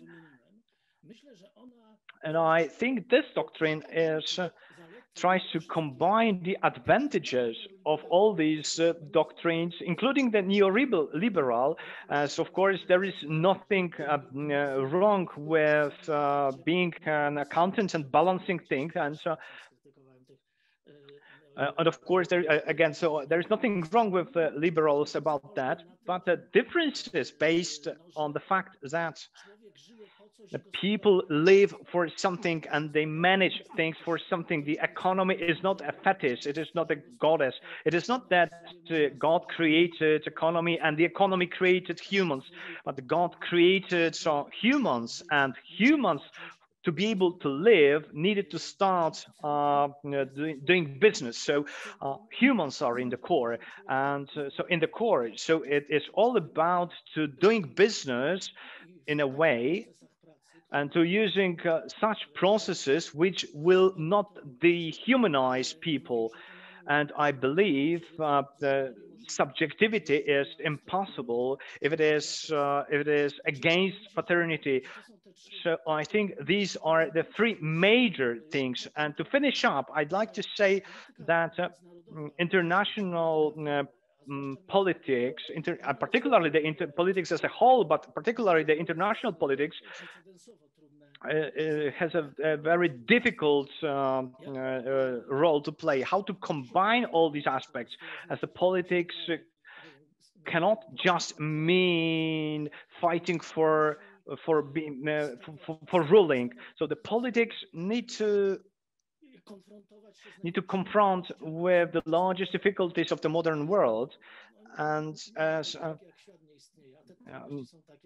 and these obstacles can damage the world totally. So the politics require to understand all these difficulties and to present some kind of agenda and mobilizing the voters to support this kind of politics. So making the long story short, due to these three difficulties I have mentioned, this kind of politics is very difficult, and international foreign politics is even more difficult, as it is even more difficult to find space for fraternity.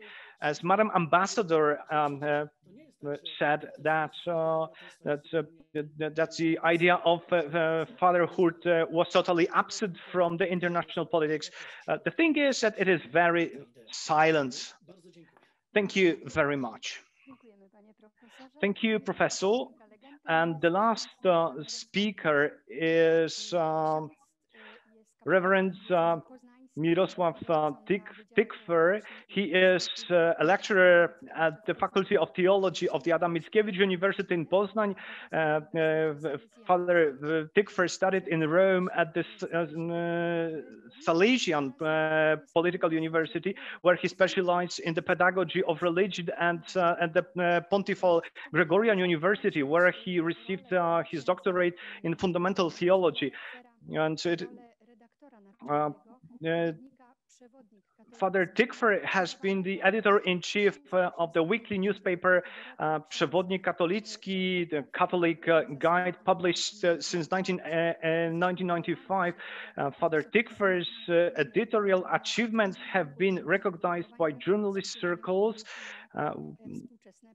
And this magazine discusses modern aspects of the society, and these achievements have been recognized by the journalists in Poland, which nominated him in 2018 for the Trace Award, named after Bishop Jan Hrapek for, among other things, a journalistic diagnosis of contemporary problems of the Church.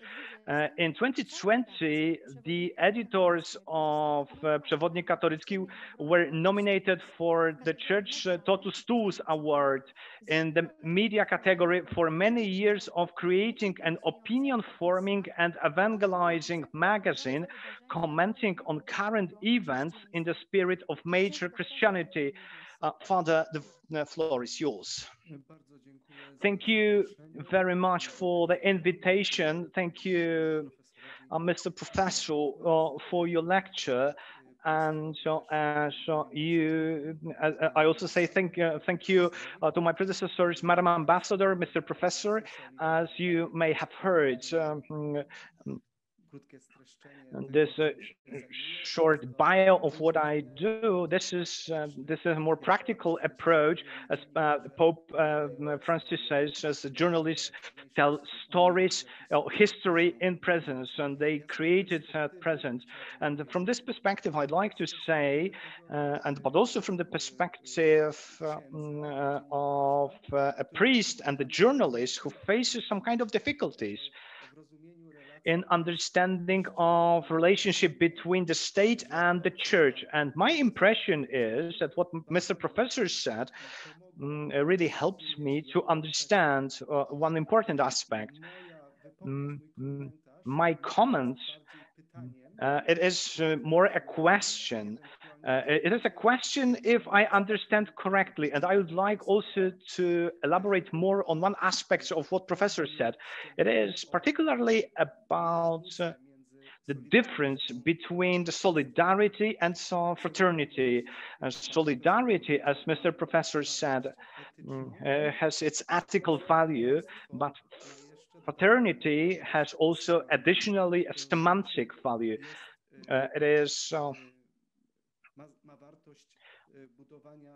It has its value as in creating of identity. Why it is so important? Why is it so important for me? It is so important as in understanding of relationship between the state and the church, or more broadly, between religions and the power or societies, particularly like secular societies. After the Second Vatican Sobor, we in Evangeli we decided that what we want to use as some kind of combination is the dignity of humans. That was decided after the Vatican Council, the Second Vatican Council. That was an assumption which was to go beyond the aspirations of creating religious states. And it turned out we believed we would be able to do this, and so that we would be able to base on human rights and dignity.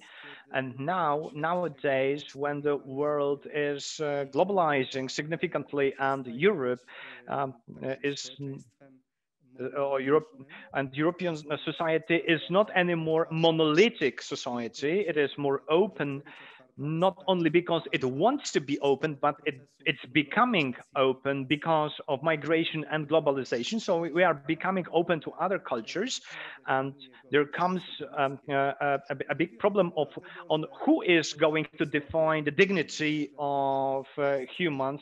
And in Eastern Europe, also in Poland to some extent, we are having a problem that if we fail to maintain the Christian culture, if we fail to maintain this culture, we will not be able to maintain the correct understanding of dignity and human rights. As a consequence of this fear against losing of the right concept of human being, we are escaping to this closing concept, social closing concepts, and so we don't want to have refugees in our societies, and we believe that being close to migrants or to large number of migrants, or particularly those migrants, as it is sometimes called, from foreign civilizations, not Christian civilization representatives, they are coming to Europe and mixing with us would diminish social foundation or the social culture, which would help us to understand the notion of humans. And of course, I am not a part of these fears. I do not support those fears. And the teaching of church saying that humans need to be put in the core, that the dignity needs to be put in the core. So by this, we also need to understand the concept of human being and maintaining of the cultural foundation by openness, by love, and by practical love. And I believe that being against migrants and refugees is against this culture, which believes that human beings are at the core. What is important also for me, and I want to very briefly say that it is also important what Professor said, and I'm not sure if I understand correctly. I think that semantic value of the brotherhood can help us in better understanding of the dignity of humans in the world, which is globalized. And my impression is that this is the professor's idea. Probably it's a bit hidden, but I'm not sure if I can understand it correctly. If I understand it correctly, I'm really inspired by this approach, and I believe this is what we need to do in the future. And before I finish up, let me just add that Professor mentions two dimensions of building the new semantics of the brotherhood. This new identity, which is the identity, a higher identity than all the national or cultural identities. And this identity, which is offered by fraternity, needs to be practically implemented by social friendship and by the concept of universal fraternity. And these two need to come together, and so looking for a common or trying to find the common understanding of humans needs to take place globally when we keep our faith that there is one identity of the humanity higher than the national identities. And before I finish, let me quote Pope Francis from his Fratelli Tutti, where he says that value of being together as humans is more important than smaller groups, either being a family or the nation or race or any other particular culture. Thank you very much. Dziękujemy księże doktorze, dziękujemy Państwu, wszystkim prelegentom za słowa, za Thank you very much, Reverend.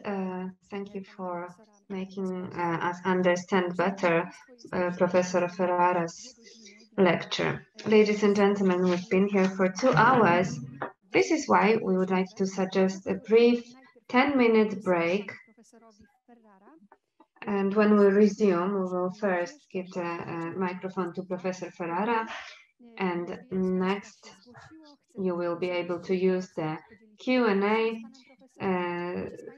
A lot of participants have already written their questions and comments, so those of you who are willing to participate in the session will be asked to use their camera. And if you have the feeling that you want to participate, say something in our conference, we would like to encourage you to do it. And well, let's now start our break, and we're meeting here at 3:15. Szanowni Państwo, witamy ponownie na naszym webinarium. Ladies and gentlemen, welcome back at our webinar. And especially my words go to those of you who wanted to share their comments and questions with us. You were asked to join the comments room.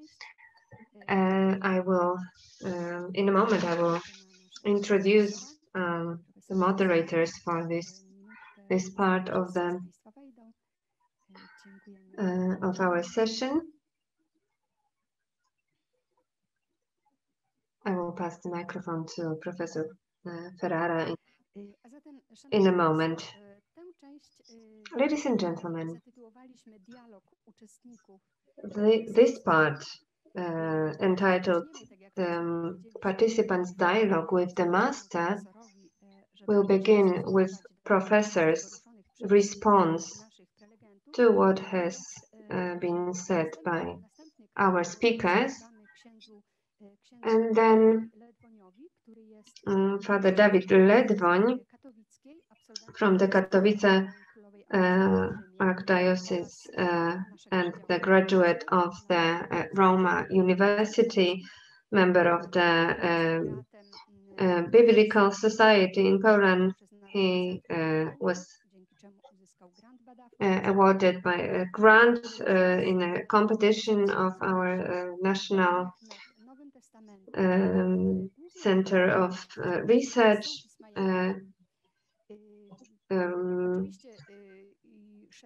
Father Ledwoń's interest is in the Bible and John's scripture. He is also interested in archaeology and Judaism. He has a lot of experience regarding the being a tour guide in Jerusalem. He has authored many publications. He also commented St. John's Apocalypse in our university radio. He's also the speaker of the Dean for the for International Cooperation.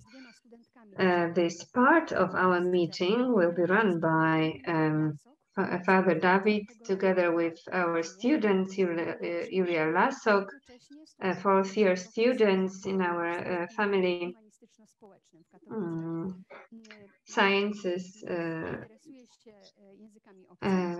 faculty. She also studies psychology, is interested in Latin traveling. She's a member of our academic group that prepares and helps the poor, helps organize New Year's Eve for the underprivileged. And the second person who will help us moderate this part is Jadwiga Goror, a second-year student of the Family Sciences faculty. She is the head of the students' government, and she works for the King's Scouts international organization for the youth. So these are three moderators, and now I will give the microphone to Professor.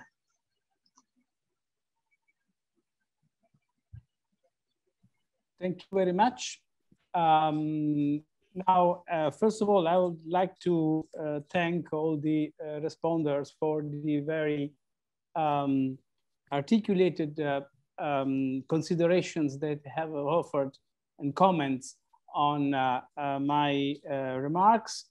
I would not try to respond to all the very stimulating let's say paths that have been opened by their intervention. I'd just like to highlight a few points that in my opinion are important and then merits further discussion among us. First of all, to my friend Reka, I thank her very much for having brought to the attention of all the audience to the importance of the concept of security and the concept of cooperation in international relations. That is very practical and very pragmatic, and also for this her critical appraisal of the structural realist school of international relations, by also highlighting the merits of this approach. The only thing is that I think that all these constructions that we learned at university, let's say structural realism, liberal approach, constructivism, do not match no longer with the present world. This is a problem. Why? Because the concept that we had in mind, like alliance, partnership, compact, pact, partnership, covenant, and whatever in international relations, only rely on one dimension, crucial dimension of international relation, which we can call intergovernmental relations, okay? Which is, it's the core business, of course, of the world politics, because we need government that decide things in order to do even projects of development. But this is just one side of the coin. On the other side, there are questions that cannot be dealt with only by government, and also issues that do not belong only to politics, the traditional politics. As Reka knows very well, once upon a time, there was this narrative dividing high politics from low politics. So high politics is hard power, trade, defense issues, and so on. On the other side, there was the low politics, the environment, the let's say culture, even migration from some time. And we understand that today there is a completely a different scenario. So migration for some countries become hard politics. The environmental challenge has to do with security one way or another. So this distinction between what governments can do in terms of hard politics and all the rest, it's not viable. That's my point. I don't have the recipe, of course, for solving these issues. Just to inject into this discussion the idea that maybe we need new categories. I would not say paradigm, because a paradigm is too ambitious, but some new category like fraternity. If everybody else failed, maybe we need to reconceptualize things in a more horizontal way, because this is what a fraternity does. Making operational the equality of states that we see, for instance, in the UN General Assembly, and try to make operational the idea of a global civil society, not to be seen as in opposition to government. On the contrary, as a necessary complement for if you want politics and policies being implemented at the grassroots level. I make just two examples. You know, in international relations, as Reka knows very well, there are mantras. No, now the mantra is building back better. No way, we don't need to build back better. We need to build anew. If we would, because the world before the pandemic was not the perfect world. So now we have the possibility to build something different.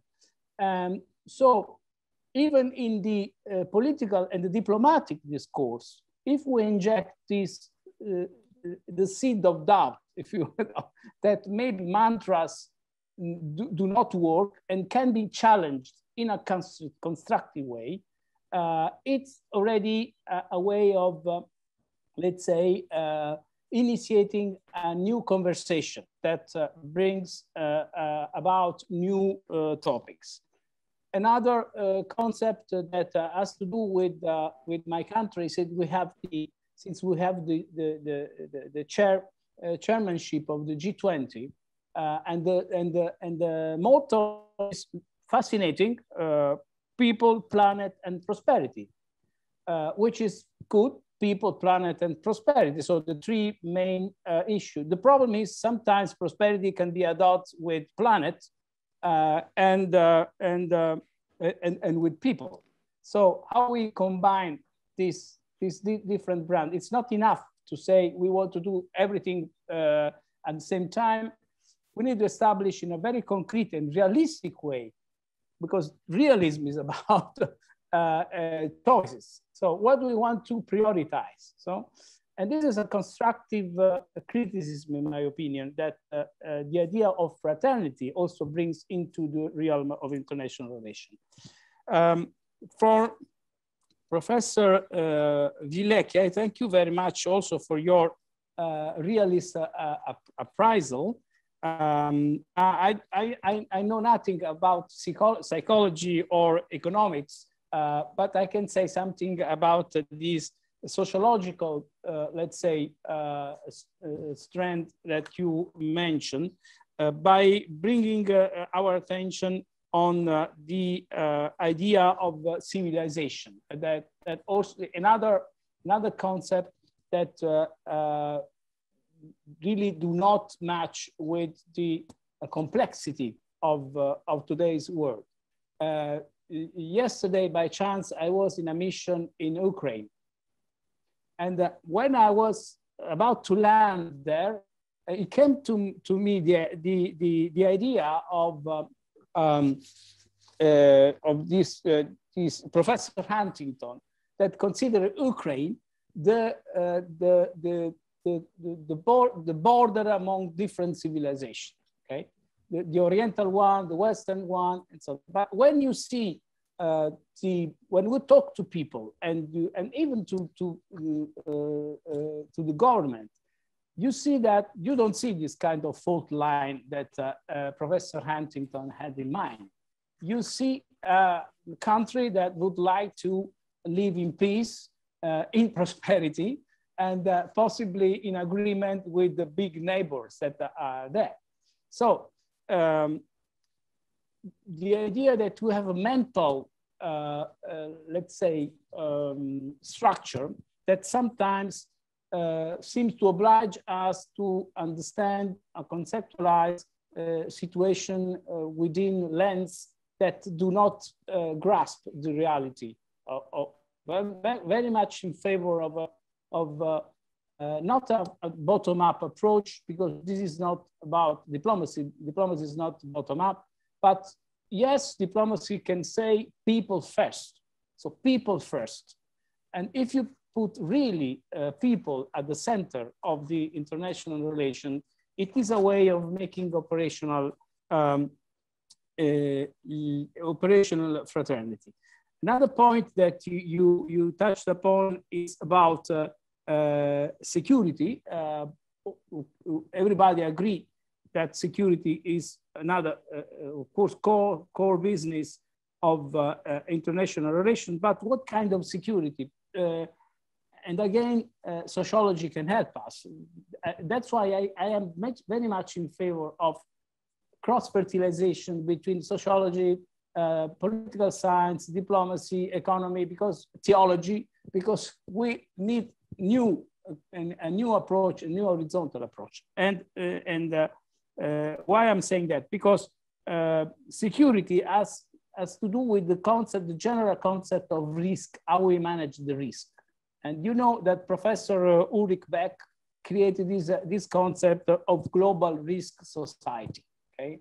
How we manage the risk, how we are trying to, let's say, mutualize the risk rather than externalize the risks to other societies.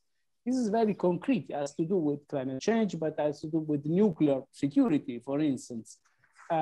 So even security should be complemented by different approaches that are no longer only military and defense.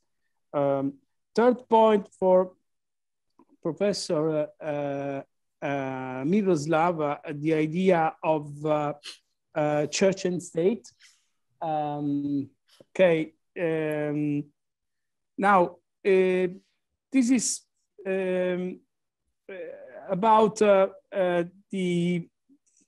it's not about institutions. When I talk about religion and international relations, for example, I don't have in mind institutions. I don't have in mind churches. I don't have in mind states and governments. I have in mind the ideas, because at the end of the day, ideas change the narrative, and the narrative can change the attitude. The attitude can change policies. So, when I say religion and world politics, I mean something different from the relation between state and church and institution.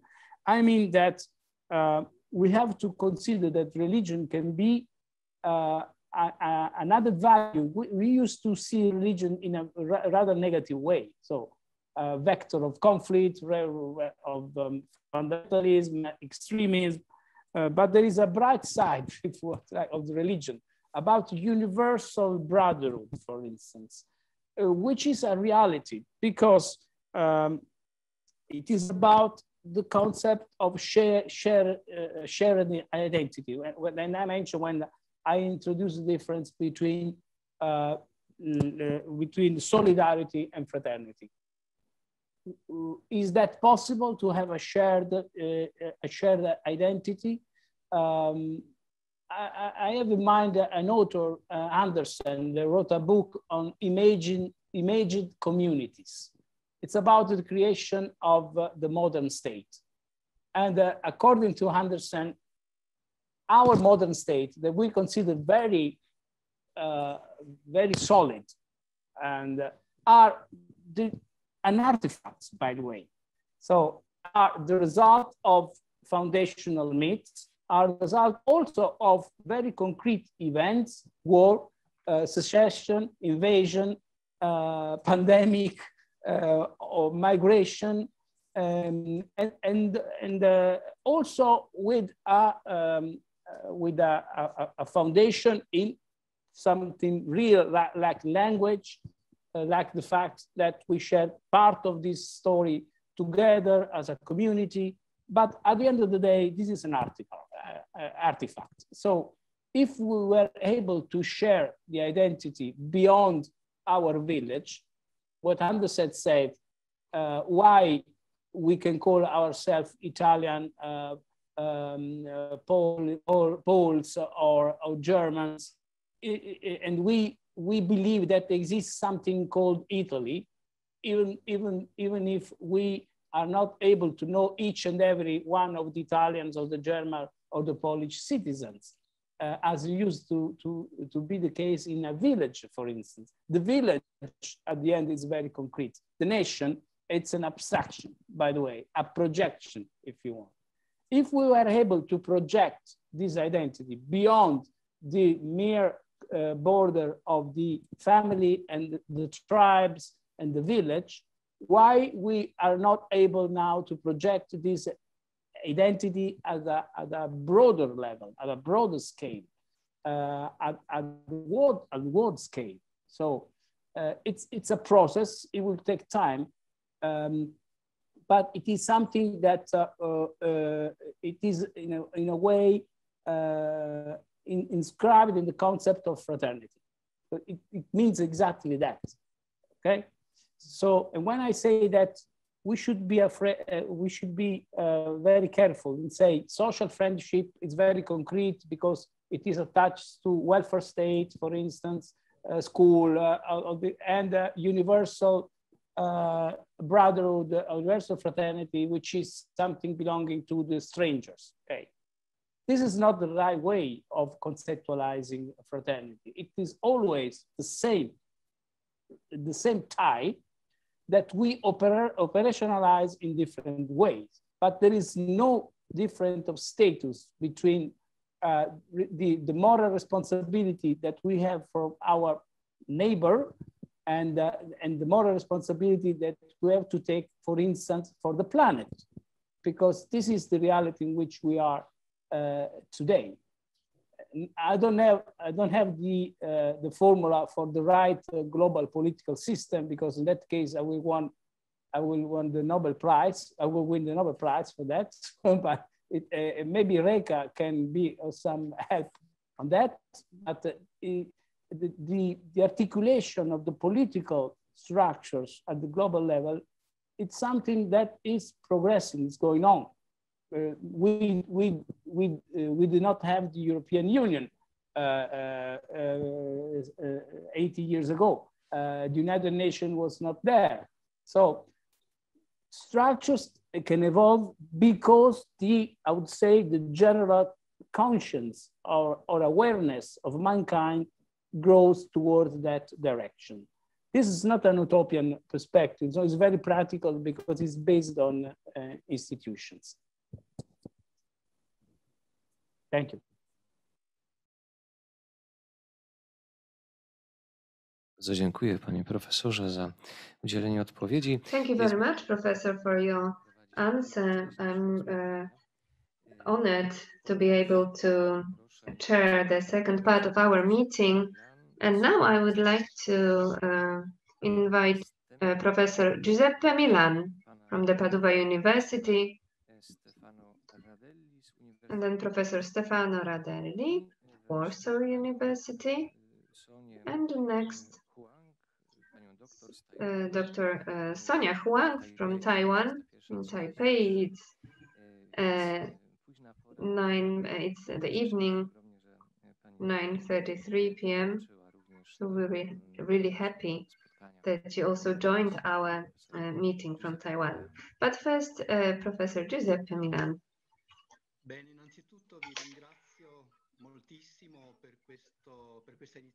Thank you very much for the initiative and this amazing meeting. I will speak Italian because this is where I am. I would like to thank Professor Ferrara and all other speakers who took part in this meeting. I have a simple question. I am a teacher, so I'm interested in education, not only at school, but also in family upbringing in the community. We often hear that values that were mentioned today, which I accept and share, are often considered weak values that somehow lose in our world on the level of everyday micro relationships and also on the macro level in intercultural and international relations. So, using Professor Ferrara's speech as a starting point, I'd like to ask for your opinion Would you have any piece of advice for somebody like me who works in the realm of micro relations? You already have said a lot about those relations, but this question is extremely important from the point of view of education and upbringing. How to change the narrative about the values. Thank you very much.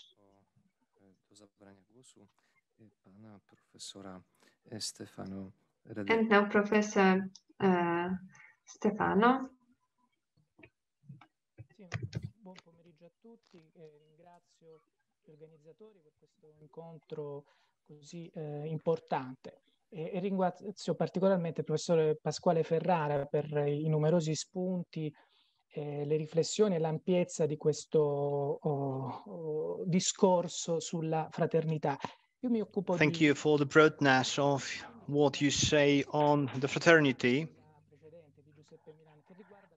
I deal with literature, and let me also ask a question which has much to do with communication. In Fratelli Tutti by Pope Francis, there is a chapter 1 which I think the most extensive is the most moving for the readers, as this is where Pope very strongly emphasizes that there is something as illusion of communication, which can be manipulated. And Pope very strongly says what democracy means or freedom means, and we can also include fraternity here or some social relationships. And this also helps us to understand how important is the narrative, of fraternity nowadays. Obviously, we are talking about the reflections, but it also can be extended to narrative. Someone who is not an expert in international relationships or politics, I'd like to know what can be the political role or what activities can be undertaken in international politics. So, first of all, to guarantee the communication, the true communication, and communication which is constructive, and the communication which would defend the words and their origin, and which would protect other people, other cultures, and the communication which, without being an ideology, would be able to promote the practice of the universal fraternity and the social communication. How would we understand the Fratelli Tutti if we eliminate the tutti from this? I mean, all. So my question is, from the political standpoint, on the diplomatic standpoint, would it be possible to help to support the narrative in a constructive way? Thank you, Professor. And now let me invite Madam Sonia Huang from Taiwan. Many greetings from Taiwan. I'm very happy to be invited by Dr. Kotzubek for attending this marvelous meeting. And I thanks also the marvelous speech from Professor Ferrara. It is a really very important topic, fraternity and solidarity. For me, this speech introduced very completed aspects about the fraternity, no matter in the individual sphere or in public sphere or global sphere or interreligious spheres. But actually, I think it's a very high ideal about fraternity. For example, Chiara Lubich has talked about the fraternity, its deepest aspiration in every humankind, and also in our Asian culture, Chinese culture, we talked also, we are all brothers and sisters. But actually, it is challenging in the current world. especially when the fraternity encountered with politics, economics, or individualism, and so on. Actually, we could, in each individual, we really could find a fraternity, but actually in the political world, it is really challenging. For example, as you know, the relation between Taiwan and China and America and Japan, Korea, it is a little bit, or I could say that very complicated. Even in this pandemic time, maybe you have heard that now the situation of pandemic in Taiwan is not good. Even we believe in fraternity, but it's also challenging because if we want to get the vaccine, and it's also related to political situations. So for me, I do believe that fraternity roots in every culture, but every culture needs to understand each other more and more.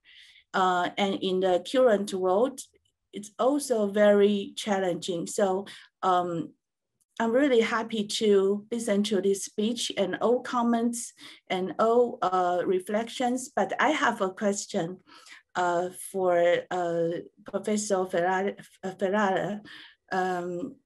Actually, fraternity, many people think that's a kind of theory or ideal, which is very hard to be accomplished in this complicated world. And, but we all believe in it. But how could we to keep balance or make the fraternity to be a core value in our, especially in the political sphere? So for me, or for many people in the political sphere, they talk about fraternity, but it is just a kind of not a real fraternity. So I would like to ask the professor, how could we get a balance, or how could we make the fraternity to be a core value in politics or in the current world? Thank you. Bardzo dziękuję pani doktor za. Thank you, madam, for asking your question. And now, Professor Pasquale Ferrara, we will really appreciate if you answer these three questions.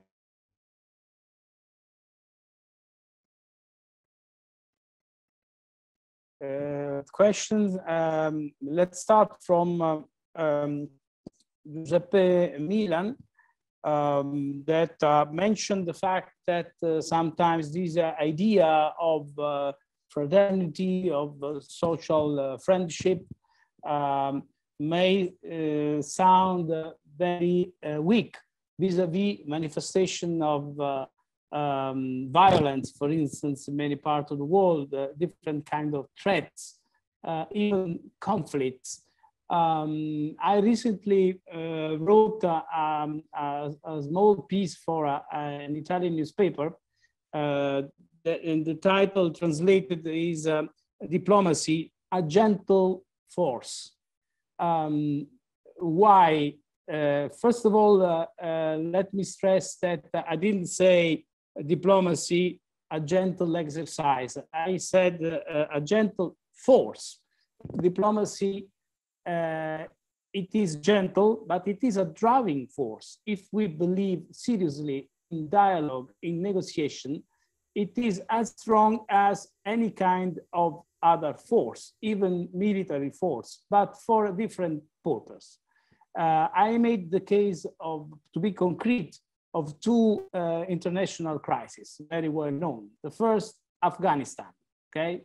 Reka could say much more than myself about the complexity of this security challenge in that part of the world, but the fact of the matter is that after 20 years, at the end of the day, we came back more or less, unfortunately, to square one, to the idea that we need to negotiate.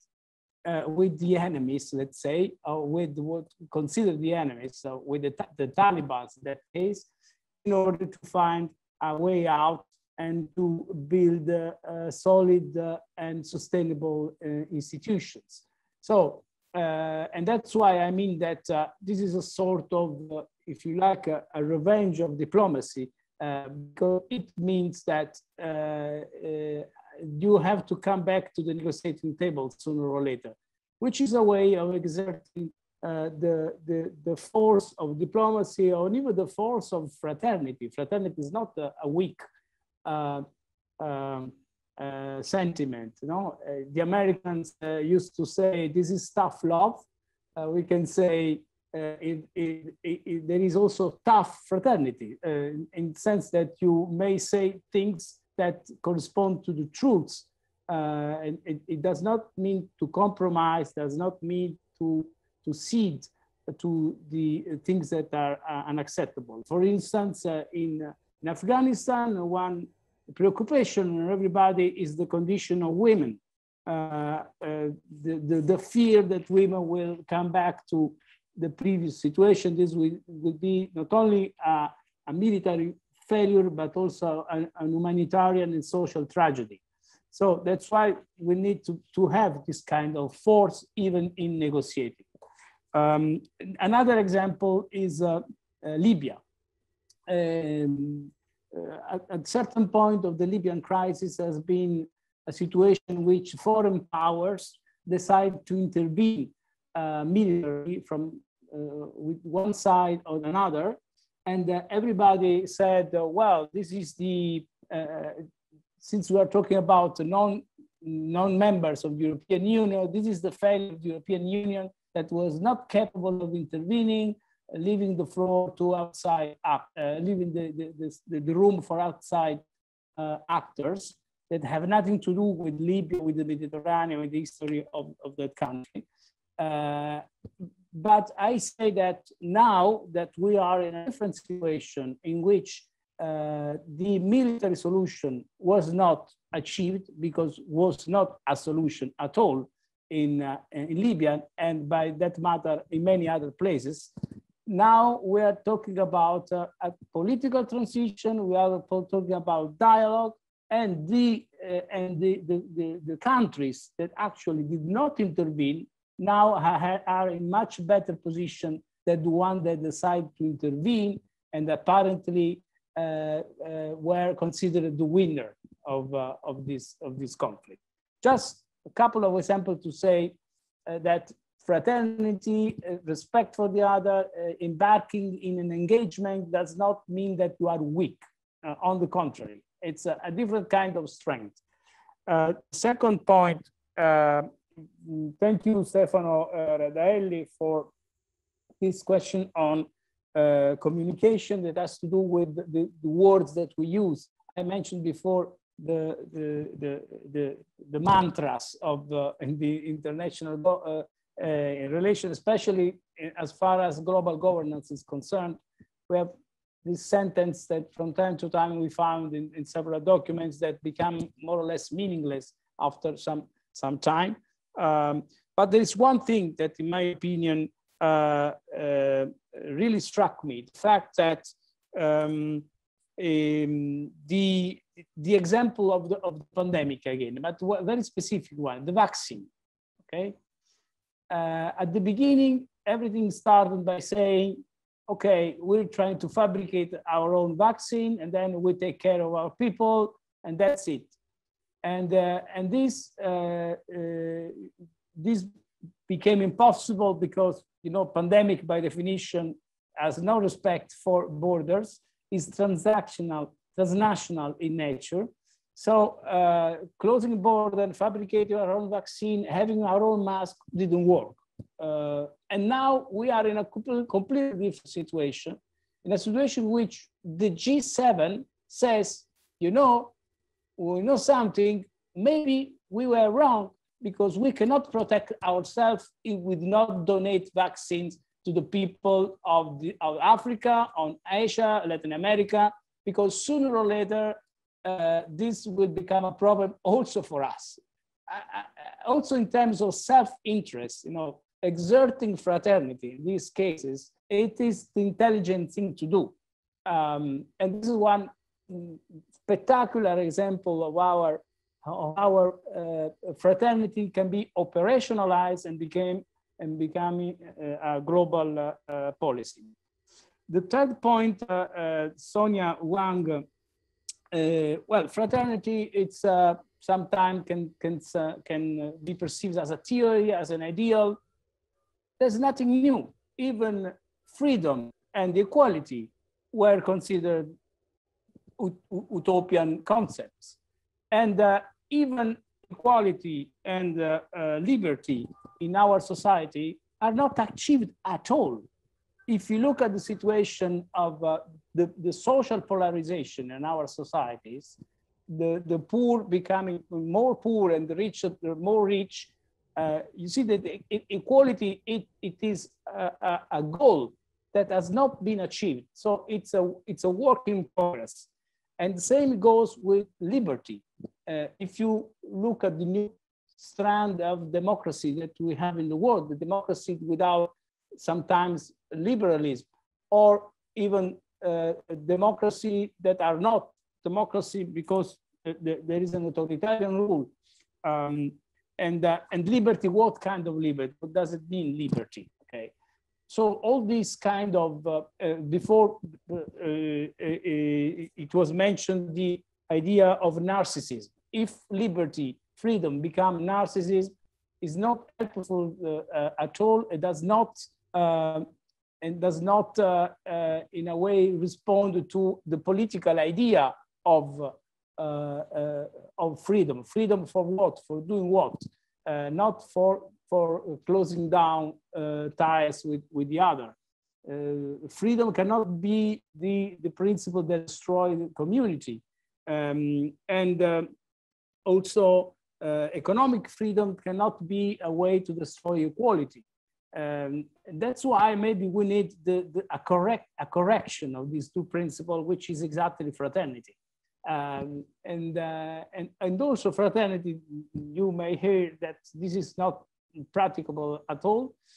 We have seen some example. I try to be as much concrete as possible in providing some example in terms of global governance. So fraternity is also a process, exactly like liberty and equality. So we should not be shy in saying that fraternity is a goal, because also liberty and equality are political goals that are not yet achieved.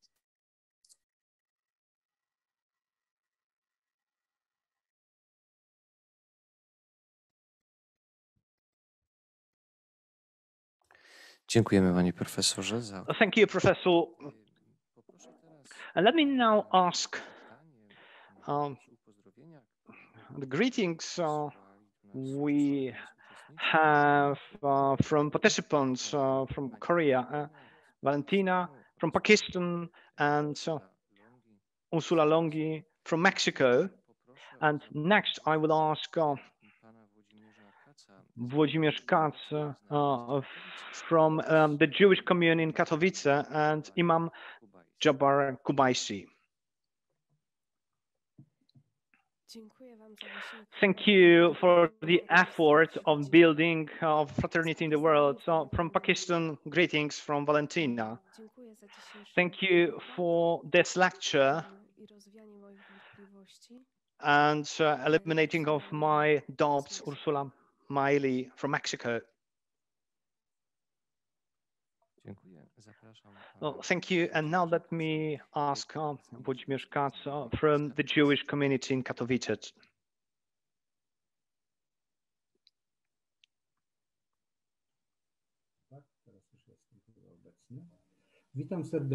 Welcome, ladies and gentlemen. First of all, I'd like to say thank you for this very unique lecture. First of all, it was about our activity in the city of Katowice, and Mariula Kozubek knows this very well, as she is an active participant in our works. But we also try to cooperate as Jews, Christians, and Muslims. joining ourselves in the idea of fraternity. We do not confront, we cooperate. We are looking for what we share, not what divides us. We try to support ourselves on others, and we try to learn. And let me emphasize this, we try to learn not only about others, but also we try to learn also from them. And this lecture definitely, and this conference definitely is going to enrich our cooperation, and all these remarks on liberalism, freedom, definitely will guarantee that I will be considering those for at least a couple of days. So once again, thank you very much. Thank you. Thank you. And let me now ask Imam, Dr. Jabbar.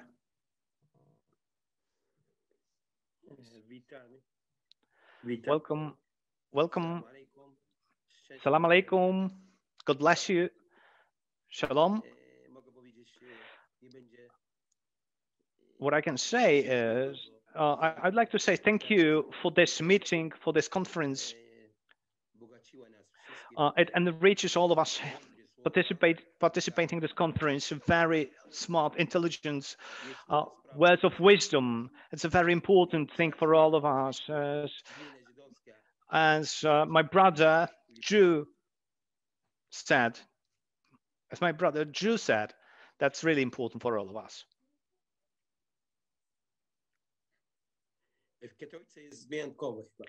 Katowice is a very unique city for fatherhood. This is a practical city. This is a hands-on city, not the theory city.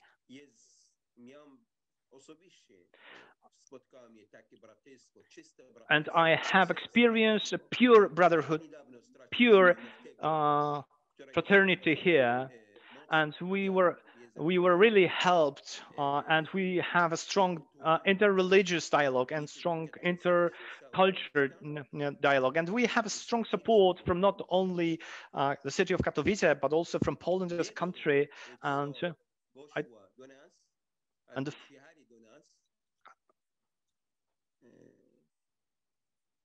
Mariola and the priests arrived to us one day, and we are always helped by them. So the brotherhood, it is when you are helped in very difficult situations. I remember once when I was in a very difficult situation, my personal difficult situation, I was really supported by Mariola and by one of the priests, and I'm talking about what I personally experienced, and this is, and we really have here relations based on fraternity. So thank you for organization. Thank you for the government of Katowice, which develops the city based on fraternity. And thank you to Mariola. And so I would like to say thank you to our brothers belonging to different political situations. And sometimes the political aspects are very difficult for us to tackle, but we have a large number of meetings, and in Katowice we have a center where dialogue and culture meet, and we develop our brotherhood. And I believe it is possible. I know it is possible, but we need to base it on ourselves, on our hearts. Thank you. And now let me ask Professor Pasquale Ferrara to refer to alumni.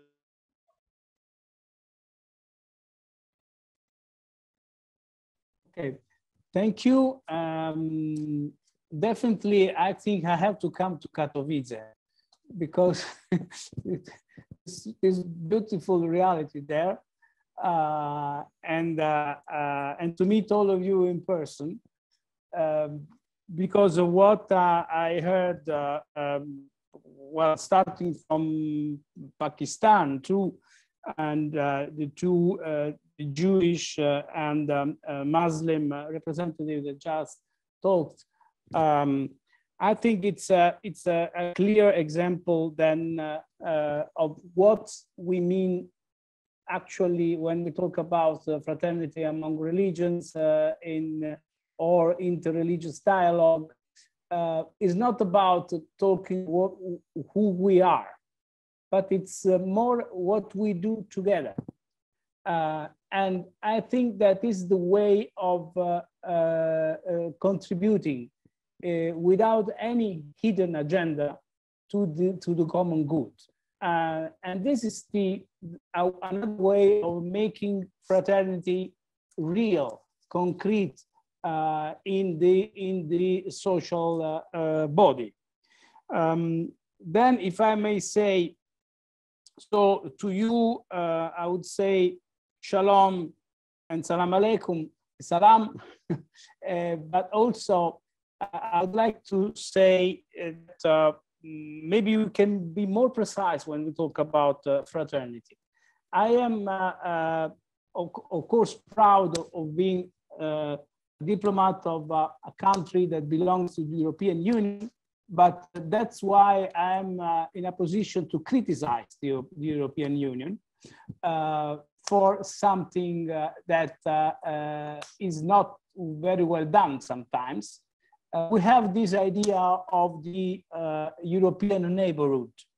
Countries around the European Union, especially in the South, in the Middle East, in the North Mediterranean, in Eastern Europe, that do not belong to European Union.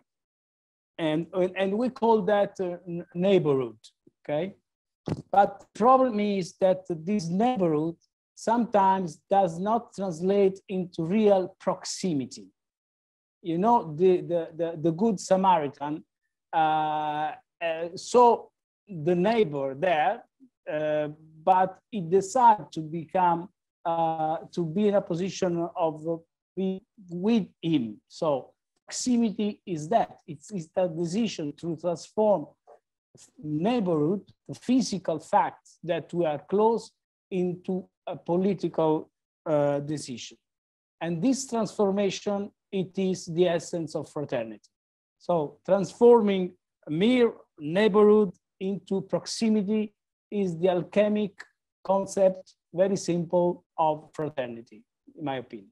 Szanowni Państwo, czas. Ladies and gentlemen, time is running, but we want some more people who ask their questions in the Q&A, and but please use only 1 minute for asking your questions. Let me briefly introduce you, Professor Anna Czajka-Kunikos, from the Cardinal Stefan Wyszyński University in Warsaw. Next, Kazimierz Sikorski, PhD, from Polska 20+ and Polish Academy of Sciences. And let me next invite Professor Palatop and our student, Julia, will read a question asked in the Q&A session by Father Oji Sologórski. We also have a question in English from Irina. Madam Professor, the floor is yours.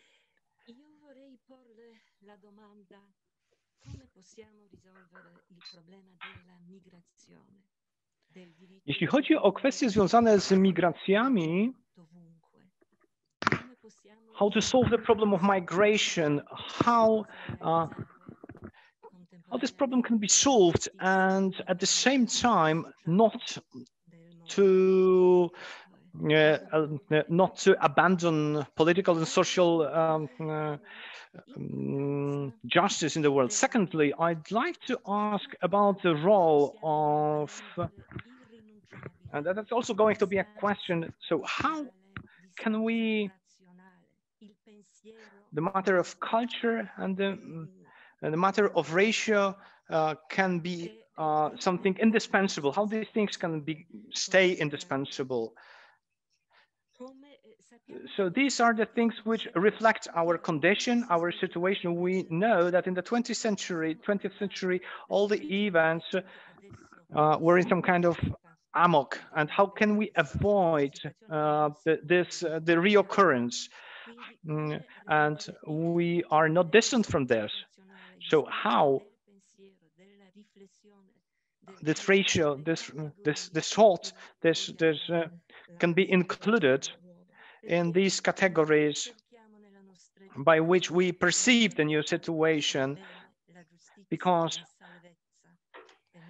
we are looking for what is good, what is true, and we don't want to be the area of manipulation, like financial manipulation, or the manipulation of power, or military or digital manipulation. We want true.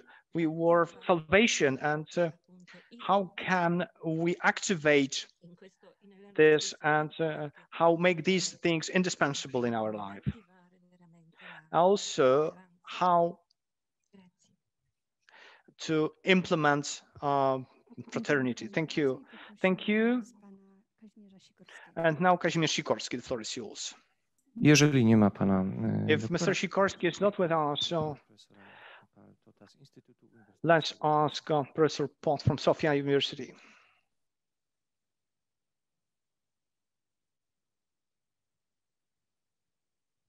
Uprzejmie prosimy o włączenie. Please switch on your microphone, Professor. Okay. Professor Ferrara, thank you so much for your lecture. To be short, I would like to ask you to comment on a text, a brief text quote from Karl Mannheim in his Diagnosis of Our Time, published in 1934, launched a challenge to Christian thinkers. I quote, "The primary virtues of love, mutual help, brotherhood are deeply emotional and personal, and it is quite impossible to apply them without adjustment to the setting of a larger contact groups. It is possible to love your neighbor whom you know personally, but it is an impossible demand to love people of a wider area whom you do not even know. The paradox of Christianity is that it tried to apply the virtues of a society based upon neighborly relationships to the world at large." That's the end of the quote. To be concrete, in my country, people who seek asylum are just illegal migrants, intruders. And no, some have brothers. Thank you.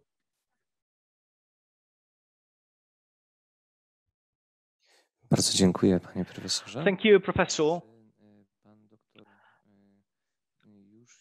Is Doctor connected? Dr. Sikorski, are you with us? Not yet. So now, please read the question from Ichi Sorobulski.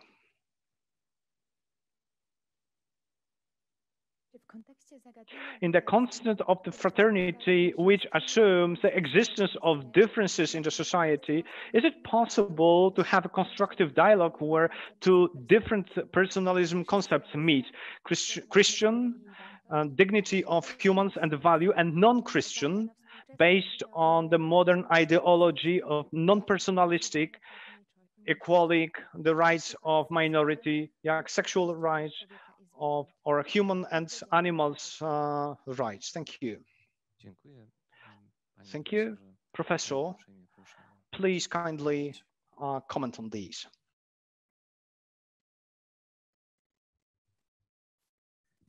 Okay, many different subjects. Let's try to put some order, if possible. So the first, well, there's a couple of questions that have to do basically also with migration. that has been mentioned several times. Now, the problem is, first of all, that we consider migration a problem. I'm not saying that it's not a challenge, but as politics is meant to solve the question and to find a viable, let's say, institutional solutions for this kind of problem. So by saying that migration per se is a problem, also climate change is a problem, also the fact that our GDP is going down is a problem. It requires a choice. It requires some policy. The problem with migration is not the fact that the phenomenon exists and is challenging. The problem that sometimes we don't have a policy to deal with migration. So saying that we do not want migrants, it's an attitude, but it is not, let's say, a political project. Because I guess that in the upcoming years and decades, migration is there to stay. But on the other hand, if we look in a different way to migration, we discover that there are root causes of migration, okay? And I'm not mentioning only poverty or conflict or violation of human rights. All these things are real, as we have seen in Syria, for instance, with the Syrian refugees. But I would like to refer to something else, something that we call in the international arena human security. The problem of migration lies in the fact that there is not enough human security in many societies. Human security means not only the idea that we cannot, we should be protected in order not to be killed in some form of violence, in wars or conflict or criminality, but also human security means, in a way, human development, the idea of having an horizon towards which we can aspire. This is the case of young generations.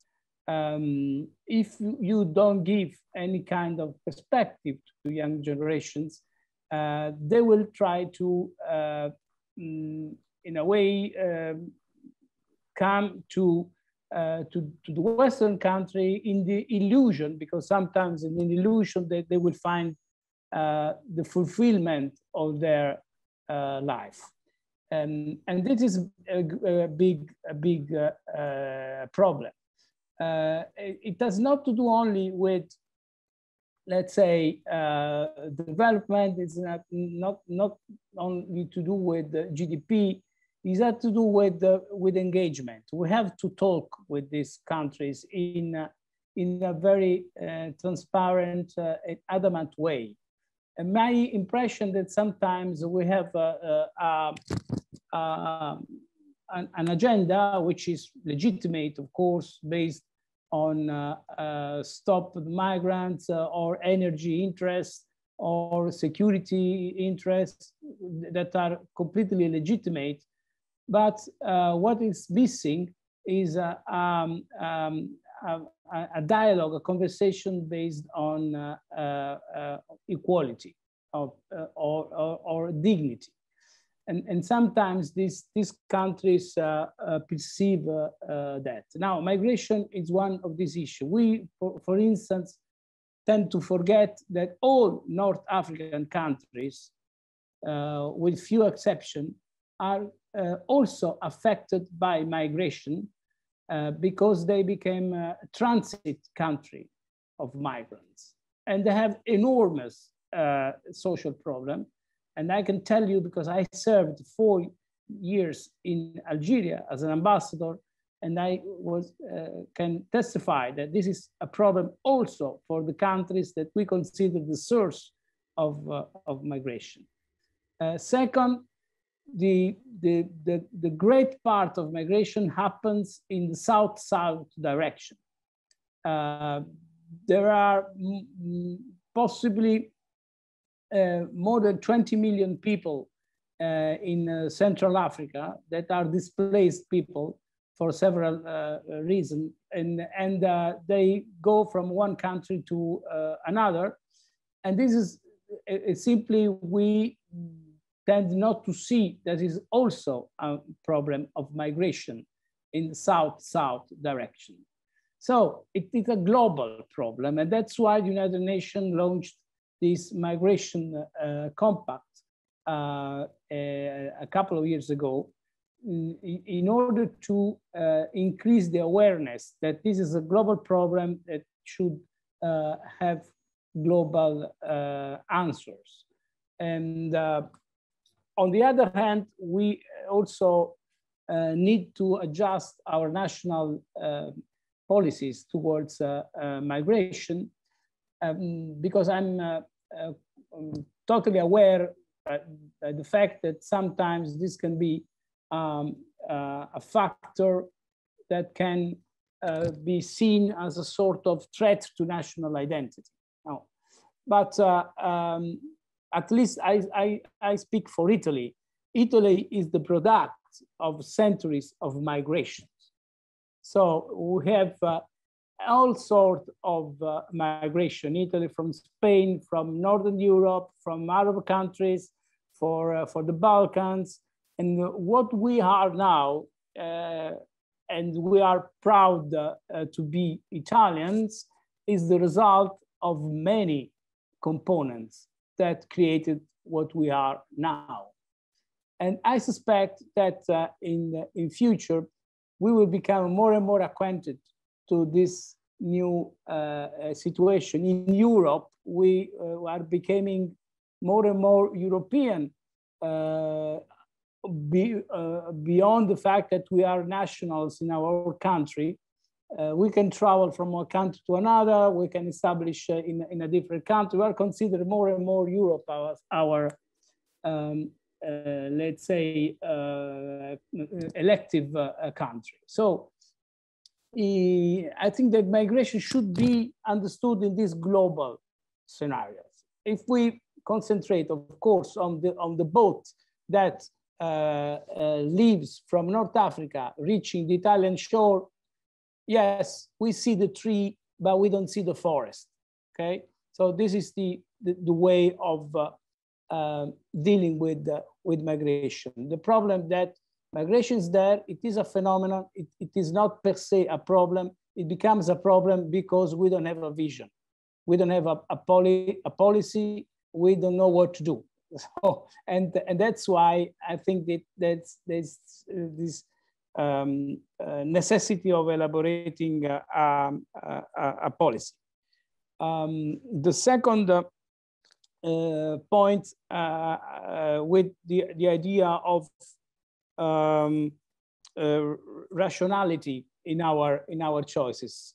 Well, I don't know if rationality is the right way to deal with things, because rationality can also have very negative effects. Rationally, we can decide to, for instance, divided a city in two parts, the rich one and the poor one, and provided different services. And we can say that this is ideally rational because it reduced the level of a problem on the ground and makes management of a city easier. But it is rational, but it is not reasonable. So we should concentrate on what is reasonable, not on what is rational. And for instance, again, in the case of the vaccine, it is rational to say, first of all, we have to vaccinate our citizens, but it is not reasonable to say we are safe because we vaccinated our citizens, because as I said before, if we do not make some sort of immunization in the neighboring countries and the poor countries, the virus will still be there. So an example of what is politically rational, but not ethically reasonable, and also pragmatically reasonable, because we do not solve a problem in being too rational. Thank you. Bardzo serdecznie dziękuję.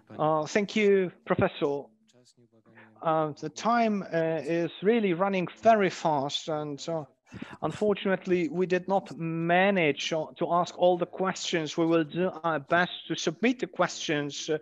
The professor, if he is so kind, we will really appreciate if you answer the questions. And before I pass the floor to Reverend Dean, let me ask you, if it is possible, for all of you to switch on the cameras, and we will take just a photo, a group photo in this virtual space.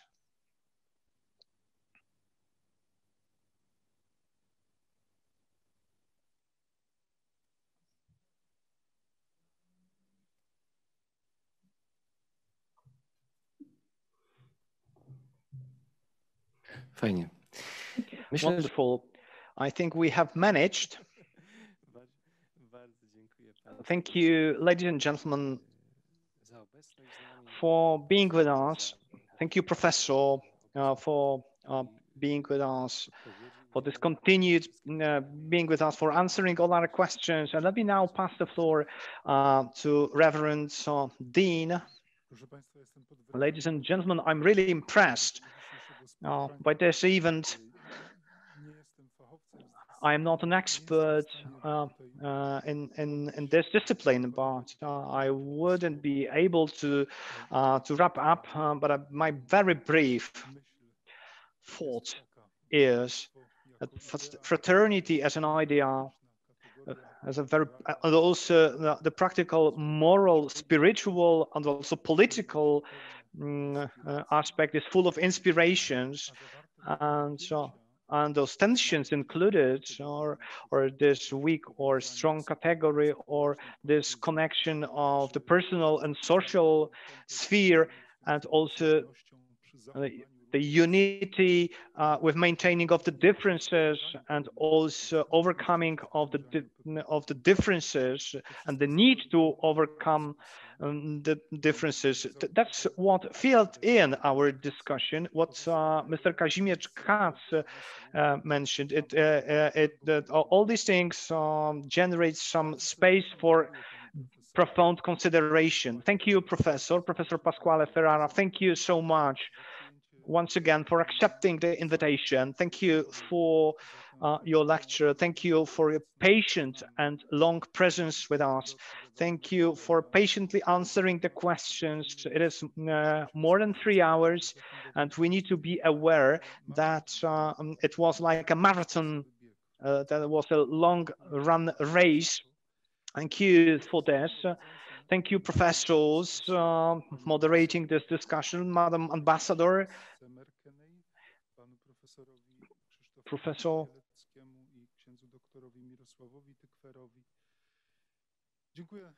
Thank you, the organizers, very reliable, Mariola and David Ledwoń, and students. Thank you to students who helped to moderate, and Przemek Sava, Reverend Przemek Sava, who was also involved in this event. Ladies and gentlemen, let me also say thank you to the interpreters.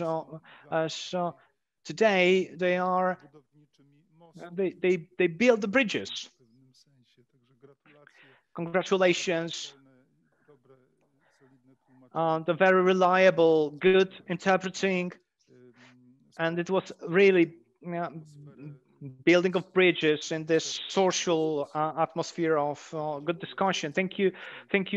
Technical support, as you know, this kind of events requires some organizational effort, and Professor, we really appreciate your willingness to visit us in Katowice, and we keep fingers crossed for this.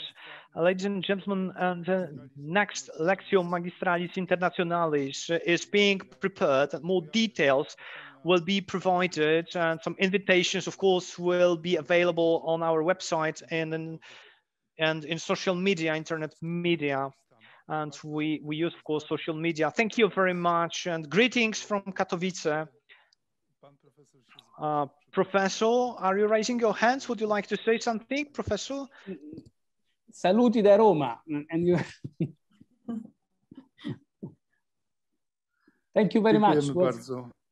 Grazie mille. I na tym musimy zakończyć. Yes, and we need to finish our broadcast now. So I want to say once again, thank you very much, and see you next time. Thank you. Thank you very much. Bye. Thank you. Bye-bye. And congratulations.